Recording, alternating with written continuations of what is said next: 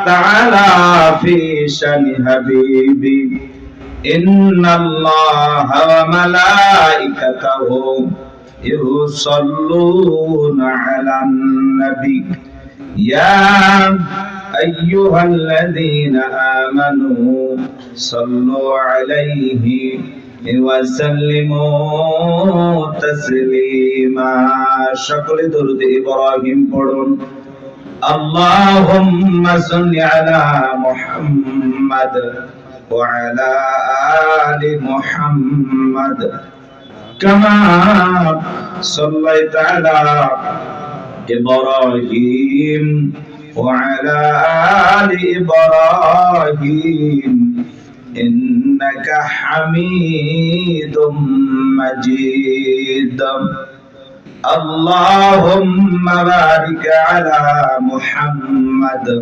وعلى آل محمد كما باركت على إبراهيم وعلى آل إبراهيم إنك حميد مجيد মুসলিম মোরা ঘুমিয়ে পড়েছি বিবেকে জ্বলছে তালা রক্ত মদের হয়েছে শিথিল পাপে অন্তর কালা আসছে পথে আধার নেমে তাই বলে কি রইবি থেমে বারে বারে জ্বলবে বাতি হয়তো বাতি জ্বলবে না তাই বলে তো ভীরুর মতো বসে থাকলে চলবে না মুসলিম আমি সংগ্রামী আমি চির রণবীর আল্লাহকে ছাড়া কাউকে মানি না নারাই তাকবীর মুসলিম জাগে কারবালাতে কঠিন শপথ পড়ে সেই মুসলিম চিরোত্তম তাই তো একত্রে শপথ নিলাম আল্লাহ রাজ গড়ব এবার চির শান্তি সুখের নীর আল্লাহকে ছাড়া কাউকে মানি না নারাই তাকবীর কইরে খালেদ কইরে ওমর এসেছে নতুন বাদর কইরে খালেদ কইরে ওমর এসেছে নতুন বাদর কোথারে দেখবি জয়ী তোর মুজাহিদ আবার কি গাইতে হবে ঘুম ভাঙানো গীত আবার কি গাইতে হবে ঘুম ভাঙানো গীত লা ইলাহা ইল্লাল্লাহ জোরে লা ইলাহা ইল্লাল্লাহ লা ইলাহা ইল্লাল্লাহ লা ইলাহা ইল্লাল্লাহ লা ইলাহা ইল্লাল্লাহ লা ইলাহা ইল্লাল্লাহ জোরে লা ইলাহা ইল্লাল্লাহ জোরে লা ইলাহা ইল্লাল্লাহ যার দিলে আছে আমার আল্লাহর ভয় যার মনে আছে আমার আল্লাহর ভয় আল্লাহ আল্লাহ সব সময় আর নিদিরা ভালো লাগে না এই দুনিয়া ভালো লাগে না ভালো লাগে শুধু ইল্লাল্লাহ লা ইলাহা ইল্লাল্লাহ জোরে লা জোরে লা ইলাহা ইল্লাল্লাহ জোরে লা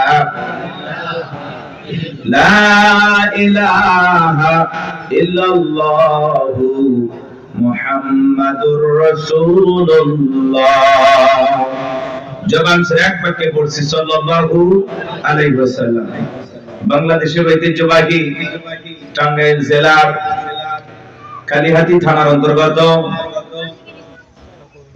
কালিহাতী প্রবাসী ও এলাকাবাসীর উদ্যোগে যে ভাইরা বাংলাদেশের অর্থনৈতিক চাকাকে সচল রাখেন দেশের পরিবার পরিজন রেখে এতিমের মতো বাইরে গিয়ে পরিশ্রম করেন, কঠোর পরিশ্রম। কে কিভাবে এক এক দেশে গিয়ে সামান্য একটু জীবিকার সন্ধানে পরিবারের মানুষগুলোকে ভালো রাখার জন্য কি পরিমাণে পরিশ্রম করেন। আমি এবার হজে গেলাম, আমার হোটেলে যে ভাইরা কাজ করলেন, আমরা যেখানে ছিলাম, এক ভাই বলতেছে, ভাই আমাদের বেতন খুব বেশি না, 1200 রিয়াল। তা আমি যদি এখান থেকে যতদূর পর্যন্ত আমি থাকি, যদি প্রত্যেক দিন গাড়িতে যাতায়াত করি, আমার 400 টাকা শুধু গাড়ি ভাড়া যাবে, থাকবে 800 টাকা। এই জন্য আমি দৈনিক প্রত্যেক দিন এখান থেকে প্রায় আমার বাসা 15 থেকে 20 কিলোমিটার দূরে, আমি প্রত্যেক দিন হেঁটে যাই, হেঁটে আসি। কারণ আমার যাতায়াত গাড়ি ভাড়ায় যদি সব টাকা শেষ হয়, বাসায় কি পাঠাবো? তাহলে চিন্তা করেন তারা 2-4 টাকাকে সেভ করার জন্য কতটা পরিশ্রম করেন। আর সেই প্রবাসী ভাইদের সাথে অনেক সময় আমাদের বিমানবন্দরে মাঝে মাঝে দেখা যায় অজ্ঞান পার্টির, মলম পার্টির খপ্পরে পড়ে তাদের লাগেজ গুলো, তাদের আসবাবপত্রগুলো সব হারিয়ে ফেলে, এরকম হয় না? আবার এই যে আমাদের যে রোডটা দেখতেছেন, রোড দেখছেন, গত কয়েকদিন আগে আমি একটা মাহফিল করে যাচ্ছি আমাদের এই গাড়ি নিয়ে। আল্লাহর কোন ফেরেশতা যে ওই জায়গায় আছে, এই সিরাজগঞ্জ রোড থেকে শুরু করে আপনার এই সেতু পার হওয়ার পরেই এই রোডের আগ পর্যন্ত এত বড় একটা ইট মেরে দিছে, ঠাস করে এসে গাড়ি লাগছে। ওই জায়গায় যদি গাড়ি থামান, কি বলেন, ওই ফেরেশতাদের সাথে দেখা হবে না? ওরা দৌড়ে চলে আসবে আপনাকে আক্রমণ করার জন্য। এরা হলো ডাকাত, এরা চোর, চোরের দল। আপনার ছিনতাই করার জন্য একটা প্ল্যান করে রাখছে। মানে ইটা মারতেছে, আপনি মনে করেন এই গাড়ি কোথায় কি হলো একটু থেমে দেখি, এই দেখতে যাবেন, আর এই দিক দিয়ে 30-40 জনরা এসে আপনাকে টাকা পয়সা যা আছে সব ছিনতাই করে নিয়ে যাবে। চোরেরা এরকম ফাঁক পেতে আছে এই রোডে, এই রোডে। কথা কয় না? না হলে যা দেখেন গাড়িটার এখনো যে জায়গায় ইট মারছে ওই জায়গাটা এখনো চেকানো আছে।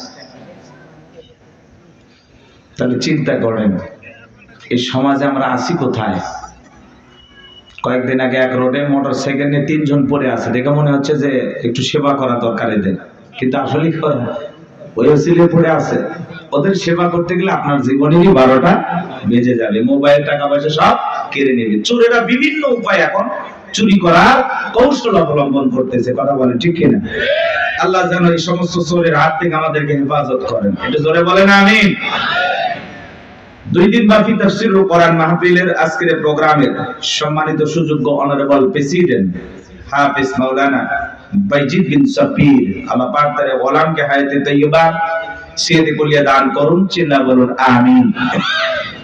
আজকের প্রোগ্রামে আমার পূর্বে আলোচনা রেখে ধন্য করেছেন, চমৎকার কণ্ঠে কথা বলেন হযরত মাওলানা জাহাঙ্গীর আলম আইয়ুবী সাহেব, যার কণ্ঠে আল্লামা খালিদ সাইফুল আইয়ুবী হুজুরের সুর পাওয়া যায়, তাই না? চমৎকার কথা বলেছেন। এরপরে কথা বলেছেন আমার পূর্বে হযরত মাওলানা মুফতি সাকাওয়াত হোসেন, প্রিয় ভাই, চমৎকার কথা বলেছেন, যুগ উপযোগী আলোচনা করেছেন। আল্লাহ পাক প্রিয় ভাইয়ের কণ্ঠকে দ্বীনের জন্য, ইসলামের জন্য, কোরআনের খেদমতের জন্য কবুল করুন, চিল্লা বলুন আমিন। আগামী কালকে যিনি কথা বলবেন আমার অত্যন্ত কাছের একেবারে খুব প্রিয় ভাই, আমি যাকে পছন্দ করি, কারি হাফিজ মাওলানা শোয়েব আহমেদ আশরাফি, চমৎকার কথা বলেন, অসাধারণ কণ্ঠের অধিকারী। আমরা দোয়া করি আল্লাহ পাক যেন তাকে সুস্থতার সহিত নেক হায়াত দান করে আপনাদের মাঝে উপস্থিত হওয়ার তৌফিক দান করেন, সকলে বলুন আমিন। মঞ্চে উপস্থিত সম্মানিত উলামায়ে কিরাম, সামনে বসা পিতৃ সমতুল্য মুরব্বী বাবাজিরা, কলিজার টুকরা প্রাণপ্রিয় যুবক ভাইরা, ছোট ছোট সোনামানিকেরা, পর্দার আড়ালে সম্মানিত অবলা সরলা আবেদা সালেহা মা ও বোনেরা, প্রশাসনের সম্মানিত পুলিশের ভাইরা, ডিবির ভাইরা, জাতির বিবেক প্রিয় সাংবাদিক বন্ধুগণ, বিভিন্ন রাজনৈতিক দলের সম্মানিত নেতা কর্মী ভাইরা, সবাইকে নিয়ে মহান মনিবের দরবারে সিজদা অবনত চিত্তে কালিমাতুশ শুকর আদায় করে পড়ছি আলহামদুলিল্লাহ। নাই কৃপণতা অলসতা দূর করে মুসলমান হিসেবে সিংহের মতো বাঘের মতো গর্জন করে আল্লাহর দেয়া জবান দ্বারা 2টা ঠোঁট নড়ায় চিৎকার মেরে বলুন আলহামদুলিল্লাহ। করুন রব্বানা লাকাল হামদ হামদান কাসীরান তাইয়িবান মুবারাকান ফি। লক্ষ্য করি দরুদ ও সালাম মানবতার শ্রেষ্ঠ বন্ধু বিশ্ব নবী বিশ্ব নেতা, যে নবী আইকেমে জাহিলিয়াতের যুগে আগমন করে অসভ্য মানুষগুলোকে সভ্য বানিয়েছেন, অভদ্র মানুষগুলোকে ভদ্র বানিয়েছেন।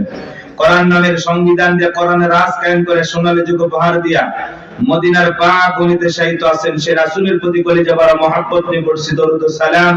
সকলেই পড়ুন সাল্লাল্লাহু আলাইহি ওয়াসাল্লাম। সম্মানিত ভাইরা, আজকের এই প্রোগ্রামে আসতে পেরে বসতে পেরে আপনারা খুশি না বেজার? কারা কারা বেজার দুই হাত তুলে দেখান। চাচা মিয়া হাত উঠাইছেন? হ্যাঁ, ও না বুঝে তুলেছেন তাই না? হতেই পারে এরকম।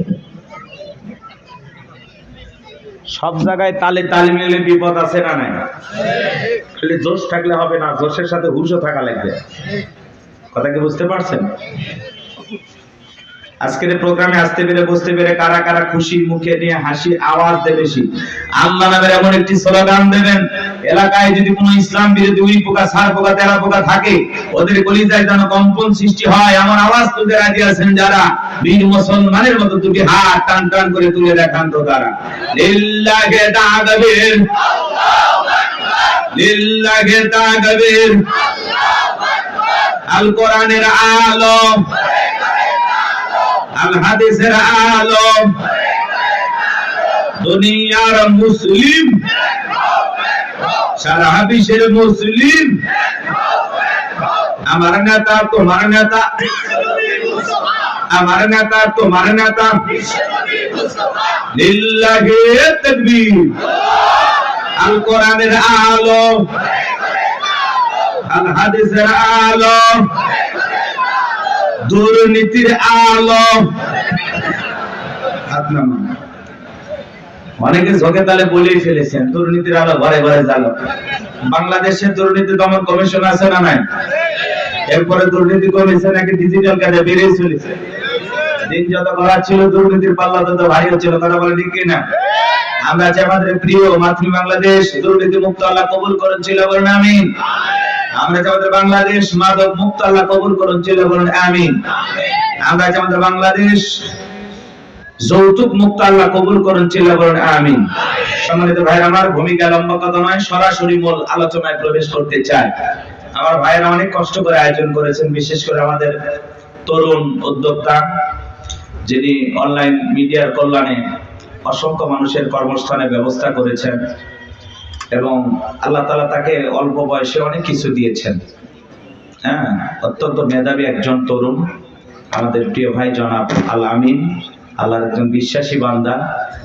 উনি এবং এলাকার তরুণ যুবকেরা, বিশেষ করে প্রবাসী ভাইরা, তারা সর্বোচ্চ দিয়ে চেষ্টা করেছেন এই বাগানটা সাজানোর জন্য। তাদের জন্য দিল থেকে দোয়া, আমরা দোয়া করতেছি আল্লাহ পাক যেন তাদেরকে এইভাবে মৃত্যু পর্যন্ত ভালো কাজের আঞ্জাম দেওয়ার তৌফিক দান করেন। সকলে বলুন আমিন। তাদের মাধ্যমে যেভাবে জনগণের কল্যাণমুখী কাজ হচ্ছে, সমাজের মানুষ উপকৃত হচ্ছে, তরুণ যুবকেরা উপকৃত হচ্ছে, এইভাবে আলামিন ভাই সব প্রবাসী ভাইদের এবার পাশে থাকার আল্লাহ তৌফিক দান করুন। আল্লাহ তার ব্যবসায় বরকত দান করুন। জোরে বলুন আমিন। আপনাদের এলাকার সন্তান, এই গ্রামের সন্তান, তাদের জন্য আপনাদের দোয়া ভালোবাসা থাকবে তো ইনশাআল্লাহ? থাকবে তো ইনশাআল্লাহ?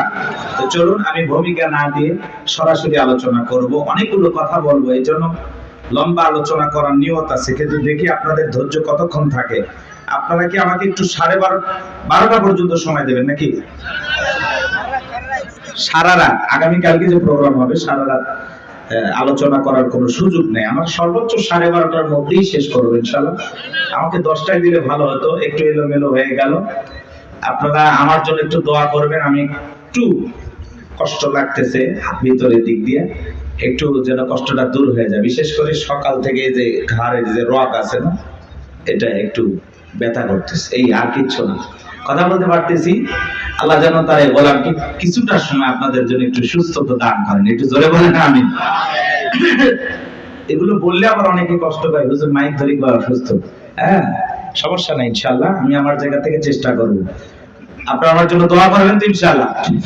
তো 12:30 পর্যন্ত কারা কারা থাকবেন না তারা হাত তোলেন, যারা থাকবেন না। আর যারা থাকবেন একটু কষ্ট করে 2 হাত তুলে বলেন ইনশাআল্লাহ। আর একটু জোরে বলেন ইনশাআল্লাহ। এই টাইমটা আমি চেয়ে নিলাম, এর মধ্যে আমি শেষ করব ইনশাআল্লাহ, সর্বোচ্চ চেষ্টা করব। চলুন আমি আপনাদের সামনে পবিত্র কোরআনুল কারীমের 41 নাম্বার সূরা। চাচা সারা রাত হবে না, এদিকে শোনেন, আমার কথা শোনেন বাবারা, আপনারা আবেগ বেশি বুঝতে পারছেন। চাচার মনে হয় বাড়িতে চাইতেই নাই নাকি? আচ্ছা, মনে করতেছে কোরআন শুনে সারা রাত কাটাই দেয়, আগে যা হয়েছে। আমাদের বাড়িতে যাওয়া লাগবে চাচা। এবার শোনেন, সূরাটির নাম হামিম আস-সাজদা। বলেন কি নাম?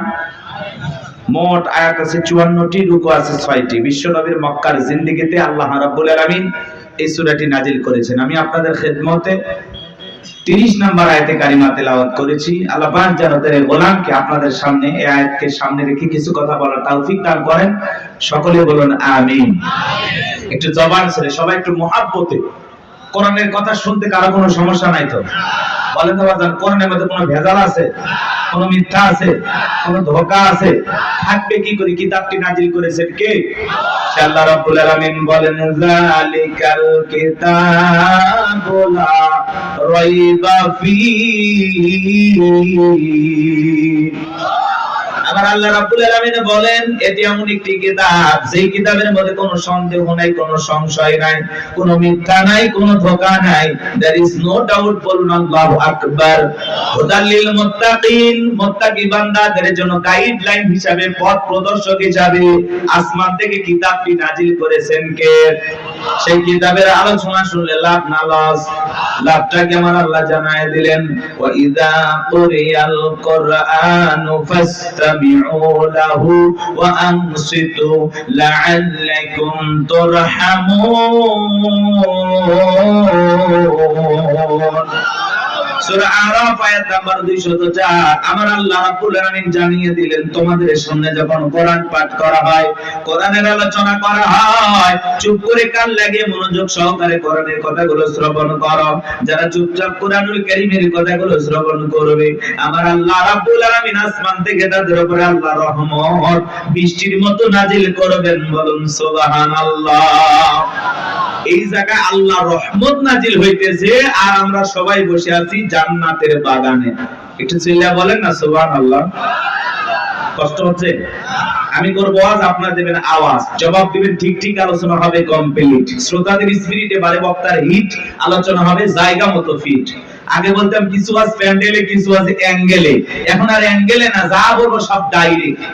অ্যাঙ্গেলে বলার দিন শেষ, ডাইরেক্ট বলার বাংলাদেশ। কথা বলে ঠিক কি না? ও চাচা, ওটা বসা করেন কে?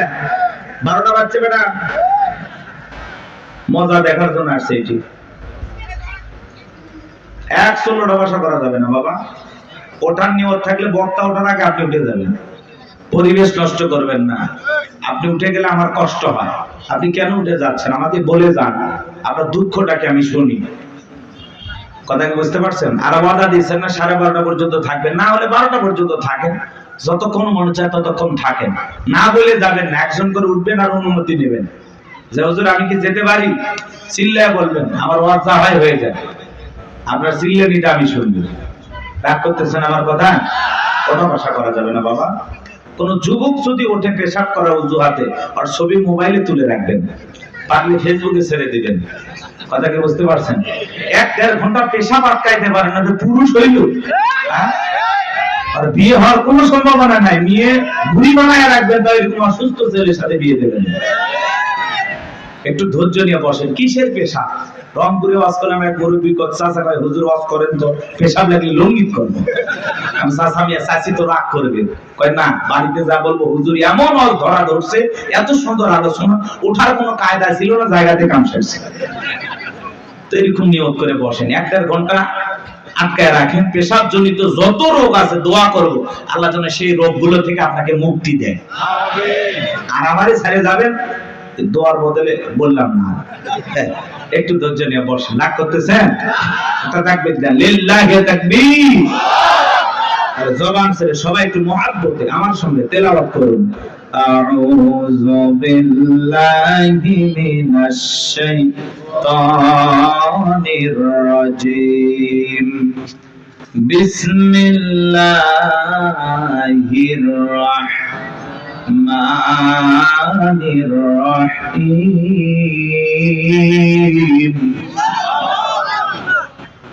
বিতাড়িত মুরতাদ শয়তানের কাছ থেকে আল্লাহ পাকের কাছে আশ্রয় প্রার্থনা চাচ্ছি। পরম করে মর্শিদ দয়ালু আল্লাহ তাআলা নামে শুরু করছি। আমরা যে কোনো কাজ শুরু করব কার নামে?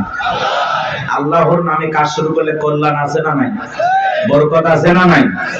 আমার আল্লাহ রাব্বুল আলামিন বলেন, ইন্নাল্লাযীনা ক্বালু রাব্বুনাল্লাহু সুম্মা ইসতাকামু তাতানাজ্জালু আলাইহিমুল মালাইকাতু আল্লা তাখাফু ওয়া লা তাহজানু ওয়া আবশিরু বিল-জান্নাতিল্লাতী কুনতুম তুআদুন।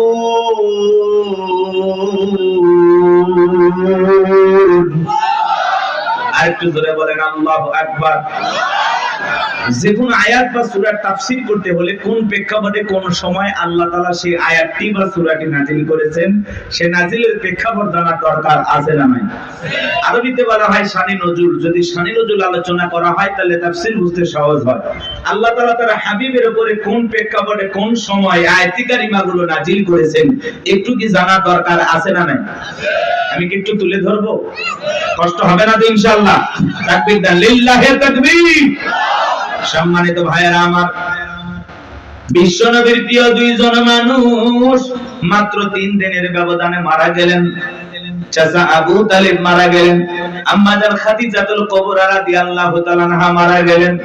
দুইজন মানুষকে হারিয়ে ব্যথিত হৃদয় নিয়ে নবী চলে গেলেন তায়েফে কালেমার দাওয়াত দিতে। তায়েফের মানুষেরা নবীজির দাওয়াত গ্রহণ না করে নবীকে পাগল বলে পাথর নিক্ষেপ করা শুরু করলো।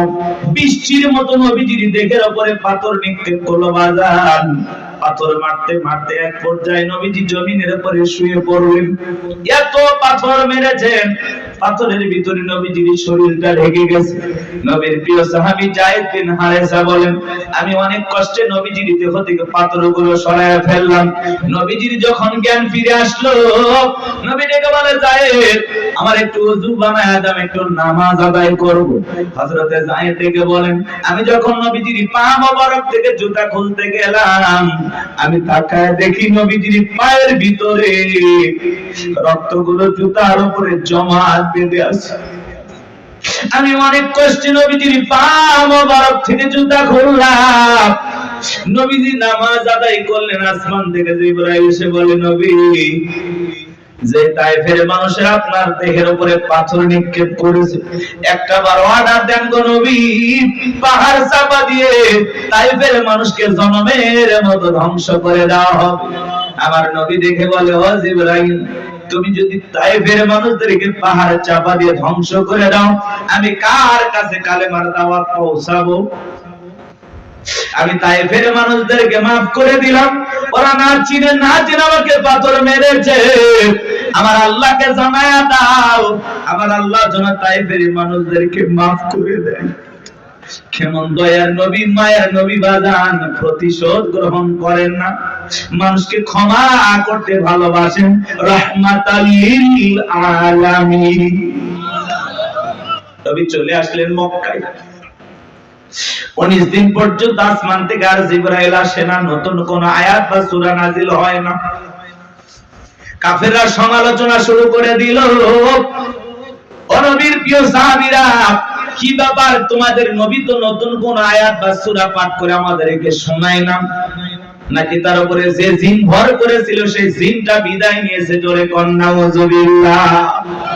দেখে বলে নবীর সাহাবীরা, তোমাদের নবী তো নতুন কোন আয়াত বা সূরা পাঠ করে শোনায় না, নাকি তার আল্লাহই তাকে ভুলে গেছেন? জোরে কন্না ওয়াজুবিল্লাহ। এইভাবে তারা সমালোচনা শুরু করলো। সাহাবায়ে কেরাম মনে মনে কষ্ট পায়, কিন্তু বিশ্ব নবীর কাছে যা কেউ প্রকাশ করতে পারে না। তখন আল্লাহ রাব্বুল আলামিন 19 দিন পরে জিবরাইলের মাধ্যমে এই পাওয়ারফুল আয়াতি কারিমাগুলো নাযিল করলেন। বলুন আল্লাহু আকবার। আমার আল্লাহ রাব্বুল আলামিন জানিয়ে দিলেন, ইন্নাল্লাযীনা ক্বালু রাব্বুনাল্লাহ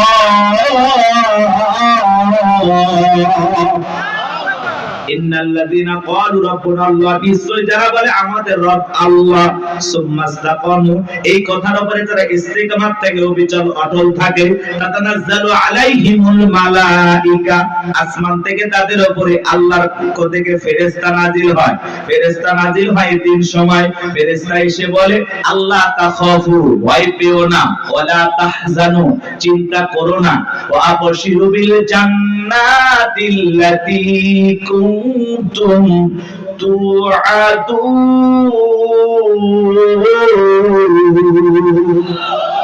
যে জান্নাতের প্রতিশ্রুতি, যে জান্নাতের ওয়াদা তোমাদেরকে দেওয়া হয়েছে, সেই জান্নাত পেয়ে তোমরা আনন্দিত হও, সেই জান্নাত তোমরা গ্রহণ করো। বলুন আল্লাহু আকবার। এটা হলো আয়াতের সরল অনুবাদ। এই যুবকে, তোমাদের ওয়াজ আছে বাবা, এখানে ওখানে যা লাভ নাই, কোনো মেলা নাই, দোকান নাই। যুবকেরা খুব ভদ্র, ওগুলো আগেই বন্ধ করে দিচ্ছে, কারণ মেলা বসাইলে আড্ডা হয়, তাই না? ভালো মাহফিল, অনেক মাহফিলে মাহফিলও চলতেছে, মেলাও চলতেছে, দেখা যাচ্ছে প্যান্ডেলের চাইতে মেলায় লোক বেশি। কি বলেন? এই জন্য মেলা না হয় আপনারা খুশি হয়েছেন না? পাশেই তো শহর, আপনাদের পাশেই বাজার, তো খামাখা এখানে দোকানপাট লাগাই লাগবে। সম্মানিত ভাইরা আমার, দিল দিয়ে কথাগুলো বোঝার চেষ্টা করবেন, বাজান মন খারাপ করবেন না। আমি যে কথা বলতে চাই গভীর মনোযোগ দিয়ে শুনে যান। আল্লাহ রাব্বুল আলামিন বলেন ইন্নাল্লাযীনা ক্বালু রাব্বুনাল্লাহ, নিশ্চয়ই যারা বলে আমাদের রব আল্লাহ, সুম্মা ইসতাকামু, এই কথার উপরে যারা ইস্তেকামাত থাকে, অবিচল অটল থাকে, দৃঢ় থাকে, মজবুত থাকে। ও টাঙ্গাইলের কালীহাতির মুসলমানরা বলেন তো বাজান, রাস্তার দুই ধারে গাছ লাগানো থাকে কিনা? থাকে থাকে। যখন আইলা আসে নারকেল, হুদহুদ, সনিমিক, জাউমিথি, নানান ধরনের ঘূর্ণিঝড় যখন আসে বাজান, ওই সাইক্লোন ঘূর্ণিঝড়ে তুফানে দেখবেন অনেক গাছ ভেঙে রাস্তার উপরে পড়ে থাকে, আবার কিছু গাছ মজবুত ভাবে শিকড় নিয়ে দাঁড়িয়ে থাকে। এর নাম হলো সুম্মাস্তাকামু, ইস্তেকামাত থাকা, দৃঢ় থাকা, মজবুত থাকা। আপনি যখন বলবেন আল্লাহ আমার রব, এই কথার উপরে টিকে থাকতে হলে, আপনি যখন বলবেন আমি আল্লাহর গোলাম, রবের গোলাম, এই কথার উপরে টিকে থাকতে গেলে আপনার উপরে মামলা আসবে, হামলা আসবে, নির্যাতন আসবে, জুলুম আসবে। হাজারো নির্যাতন, জেল জুলুম সহ্য করে, হাজারো বাতিলের চোদরানারি সহ্য করতে হবে। এমনকি হাসতে হাসতে ফাঁসির দড়িতে মুসলমান ইমানদাররা ঝুলবে, রবের গোলামেরা ঝুলবে। তারপরে কোন জালেম বেঈমানের কাছে মাথা নত করবে না। কথা বলেন ঠিক কিনা? হাজারো নির্যাতন, জুলুম আপনার উপরে আসবে, হাজারো কষ্ট আপনাকে দেওয়া হবে। এরপরেও আপনি বলবেন কি? আমি আল্লাহর গোলাম। এই রবের পথে চলতে গিয়ে এই পথে ইস্তেকামাত থাকতে হবে, দৃঢ় থাকতে হবে, মজবুত থাকতে হবে। বাতিলের হাজারো ঝড় তুফান মোকাবেলা করতে হবে, হাজারো ষড়যন্ত্র মোকাবেলা করতে হবে। সব সহ্য করার মতো শক্তি আপনার আমার থাকতে হবে। বাতিলের কথা পিছপা হয়ে গেলে, বাতিলের কথায় ঈমান হারা হয়ে গেলে, বলেন তো জান্নাত কি জুটবে? আপনি যদি বলেন আমি ঈমানদার, এই কথার উপরে টিকে থাকতে গেলে আপনার উপরে পরীক্ষা আসবে। কথা বলেন না কেন? জান্নাত মামুর বাড়ির ডাল না, গেলে একটা খাইতে হবে, খাইতে দেবে। জান্নাতে যেতে হলে আপনাকে পরীক্ষা দিয়ে উত্তীর্ণ হয়ে জান্নাতে যেতে হবে। এজন্য আল্লাহ রাব্বুল আলামিন বলেন আহাসিবান নাসু আইয়ুতরাকু আইয়াকুলু আমান্না ওয়া হুম লা ইফতানুন। আল্লাহ বলেন মানুষেরা কি মনে করেছে ঈমান এনেছে কথা বললেই ছেড়ে দেওয়া হবে, তাদেরকে পরীক্ষা করা হবে না। আপনার আমার পূর্ববর্তী যারা পৃথিবীর জমিনে উম্মত নবী রাসূলের আগমন করেছিলেন, আল্লাহ তাআলা তাদেরকেও পরীক্ষা করে জেনেছেন ঈমানের দাবিতে কারা সত্যবাদী আর কারা মিথ্যাবাদী। আল্লাহ তাআলা আপনাকে আমাকেও পরীক্ষা করে জানবেন আমরাও ঈমানের দাবিতে কারা সত্যবাদী আর কারা মিথ্যাবাদী। কথা বলেন। ঈমান এনেছে কথা বললে আল্লাহ ছেড়ে দেবে না। আল্লাহ পরকাল বিশ্বাস করি কথা বললেই ছেড়ে দেবে না। আপনাকে আল্লাহ তাআলা পরীক্ষা করে দেখবেন। কি করবেন? তাহলে সুম্মাস্তাকামু, এই কথার উপরে যারা ইস্তেকামাত থাকবে, অবিচল অটল থাকবে, আপনার হাত কাটতে পারে, পা কাটতে পারে, শুলিতে চড়াতে পারে, ফাঁসির দড়িতে ঝোলাইতে পারে, রিমান্ডে নিতে পারে, হাজারো নির্যাতন জুলুম করতে পারে, কথা বলেন, সবকিছু সবার মতো সহ্য করার মতো শক্তি আপনার থাকতে হবে। আর আপনি এমন ইমানদার, যদি দেখেন সামনে মিছিল ধরে নিয়ে যাচ্ছে, আজকে মিছিলে দেওয়ার দরকার নেই। আপনি এমন ইমানদার, বলে দাড়ি টুপি দেখলেই ধরতেছে, সেলুনেতে সেটা আপাতত দাড়ি কাটে, অবস্থা খারাপ, পরে দাড়ি রাখা যাবে, এই ইমান নিয়ে যান না, এই ইমান নিয়ে না। যে অবস্থার ব্যাগতি দেখলে টুপি বাদ, দাড়ি বাদ, আছে না? কি বলেন? এরকম নিয়ম যদি হয়, ধরেন একটা জালেম শাসক আসলো, নিয়ম করে দিল বাংলাদেশে দাড়ি টুপি দেখলেই ধরো, কি বলেন? এত টুপি দাড়ি থাকবে? যার কিনা ইমান দুর্বল, বউ করে দেব, জীবন আগে বাঁচাও, কথা কয় না? এই মানে জান্নাতে যাওয়া যাবে না। একটা সুন্নতের জন্য আপনি জীবন দিবেন, কিন্তু সুন্নত ছাড়া যাবে নাকি? কষ্ট হচ্ছে আপনাদের? মন খারাপ করতেছেন? একটু আয়াতের গভীর যাই তো বুঝতে পারবেন। আমার আল্লাহ রাব্বুল আলামিন বলেন, ইন্নাল্লাযীনা ক্বালু রাব্বুনাল্লাহ, নিশ্চয়ই যারা বলে আমাদের রব আল্লাহ। ও টাঙ্গাইলের মুসলমানেরা, ডান হাতটা তুলে শাহাদাত আঙ্গুলে দ্বারা ইশারা করে আসমানের দিকে তাকায় বলেন, তোমাদের রব কি? আরেকটু জোরে ডাক দেন, কে? ভালোবেসে ডাক দেন, আল্লাহ। আরেকটু জোরে বলেন, আল্লাহ। আরো একবার বলেন, আল্লাহ। আমার বাজান, এই যে আল্লাহ আল্লাহ বলে ডাক দিলাম, আমাদের আল্লাহ খুশি না বেজার?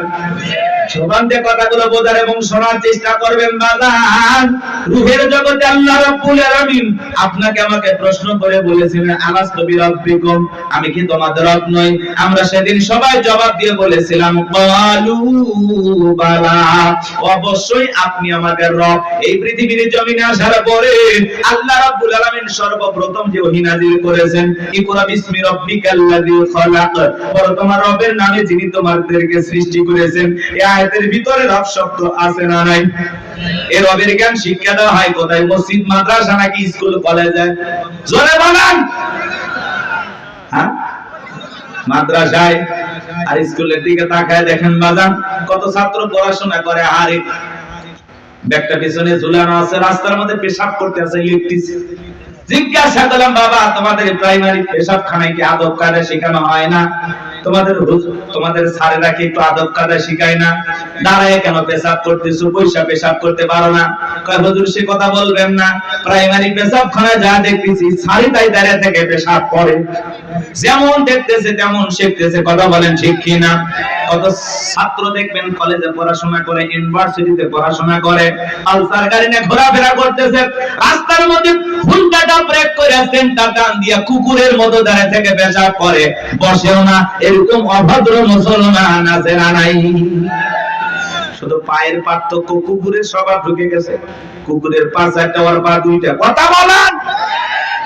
আপনি মুসলমান দাবি করেন, 25, 30, 40 বছর বয়স হয়ে গেছে, পেশাব করেন দাঁড়াইয়া, লজ্জা শরম নাই আপনার?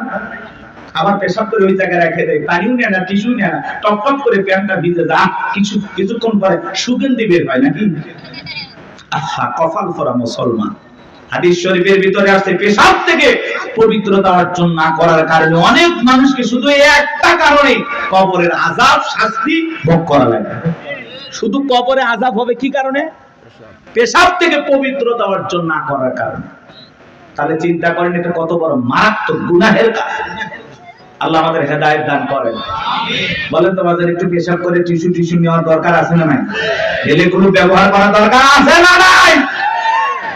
খালি ওয়াজ শুনলে হবে না, আমল করা লাগবে।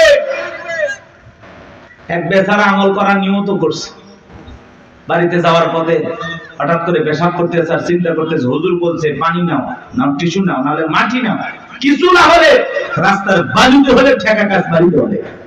তো চিন্তা করলো মাটি বালু কিচ্ছু নাই, কি করা যায়? পেশাব করতে করতে হুজুরের কথা মনে হয়েছে, আমলের নিয়তে রাস্তার বালু যা ছিল জড়াইয়া জায়গা মতো দিয়েছে, কিছু ছিল লাল পিঁপড়ে, ইনজেকশন দেওয়া শুরু করছে। তখন বলতেছে, এই জন্য আমি হুজুরদের ওয়াজ ভালো লাগে না, সহ্য করি না, এই জন্য তাদের কথা আমল করি না। দোষ কি হুজুরের নাকি ওর আমলের? কথা বলেন না কেন?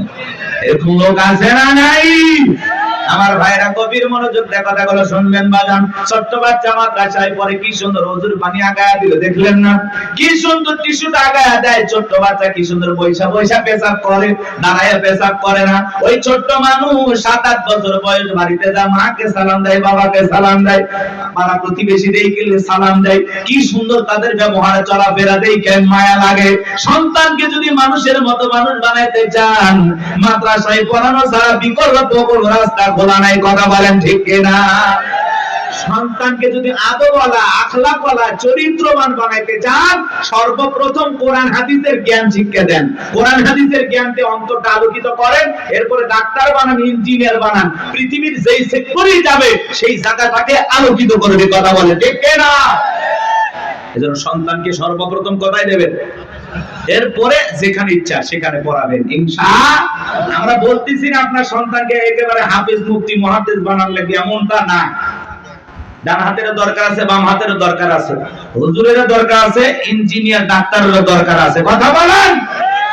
একটা নারীর সিজার করা লাগবে, আমি গোলাম রব্বানিকে দিয়ে হবে? কথা কয় না। লাগবে কি? ডাক্তার। আমি হুজুর কতটুকু পারি, একটা পানিতে ফু দিয়ে পানি ভরাই দিতে পারি, ও দিয়ে কাজ হইলে হইলো, না হইলো না হইলো। এখন ডাক্তারের দরকার আছে না?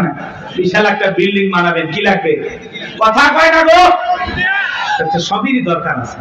এই জন্য আমরা বলতেছি না, কিন্তু যদি ছোটবেলায় মাদ্রাসায় পড়ে, ডাক্তার হলে আদর্শ ডাক্তার হবে, ডাক্তার নামের কষাই হবে না যে কেসি গজ ভিতরে রেখে সিলে করে দিবি। কথাটা বুঝতে পারছেন? ওইরকম ডাক্তার হবে না। এই জন্য সন্তানকে মাদ্রাসায় ভরাইতে হবে। পারবো তো ইনশাআল্লাহ? সন্তানদেরকে দিন শিখাবো, ছেলে হোক মেয়ে হোক, সর্বপ্রথম কোরআন সুন্নাহর জ্ঞান তাদের ভিতরে ঢুকাবো। এটা অভিভাবক হিসেবে আমাদের দায়িত্ব। আর সন্তান যদি মাদ্রাসায় পড়ে, ওর কি নামাজের ওয়াজ করা লাগবে? নাকি উল্টো এসে বাড়িতে বাবা মার কাছে নামাজের ওয়াজ করে, আব্বু আমারে মাদ্রাসায় পড়া, তুমি নামাজ পড়ো না? আব্বু নামাজ পড়ো, আমি হাফিজ হলে আলেম বলবে, আলেম হইলে মানুষ বলবে দেখো ছেলে হাফিজ আলেম, বাবা নামাজ পড়ে না। এরকম বলে কিনা বলেন তো? কি মায়া লাগে। মারা এসে কয়, মা টিভি দেখা যাবে না, হুজুর বলছে নামাজ পড়তে হবে। মাই সিরিয়ালের সামনে বসে সিরিয়াল দেখে, সন্তানের 2 দিনের কথা শুনে মা বলে টিভি বের করে দাও তো। ছোট্ট বাচ্চা মাদ্রাসায় বসে আমারে শাসন করে। কথা বলে। আপনার ঘরটা মানে আলোকিত হয়ে যায়, সুন্দর হয়ে যায়। ওই যে বিশ্ববিদ্যালয়ে একজন হাফেজ তো কি, তার মারা গেল অল্প বয়সে, বাবা জানা যায়, তারা বলতেছে আমার ছেলে দেখলাম নিঃশ্বাসটা ত্যাগ করতেছে, তখনও কোরআন তেলাওয়াত করতেছে। সুবহানাল্লাহ। বলে আমি আমার বাবা, আমার ছেলে যে কাফনে মোড়ানো, আমি আফসোস করতেছি না তো, আল্লাহ যে কয়দিন হাত দিছে নিয়ে গেছে, আমি আফসোস করবো কেন? আমার ছেলে তো ঘুমাইছে, আমি আফসোস করি না। দেখেন বাবার কতটা ধৈর্য, কারণ একটা হাফেজ সন্তান, বিশ্ববিদ্যালয়ে হাফেজ ছিল। কথা কি বলছেন? পিএইচডি কোরআনের আলোর চ্যাম্পিয়ন ছিল। মাশাআল্লাহ বলেন। এমন একটা সন্তান আমাদের দরকার। আমাদের দরকার বিশ্ব চ্যাম্পিয়ন হওয়া হাফেজ আলেম। কথা বলেন, কথা বলেন। ক্রিকেটার নাই, ফুটবল বানায় লাভ নাই, সুপারস্টার গায়ক বানায় লাভ নাই। সন্তানকে বানাইতে হবে কোরআনের পাখি। কথা বলেন। পারবো তো ইনশাআল্লাহ? আল্লাহ কবুল করেন না? একটু জোরে বলেন আমিন। আল্লাহ যেন কবুল করেন, জোরে বলেন আমিন। সম্মানিত ভাইয়েরা, আমার দিল দিয়ে কথাগুলো বলবেন বাজান। সামনে গেলে মজা পাবেন, একটু কষ্ট মনের মধ্যে নেবেন না।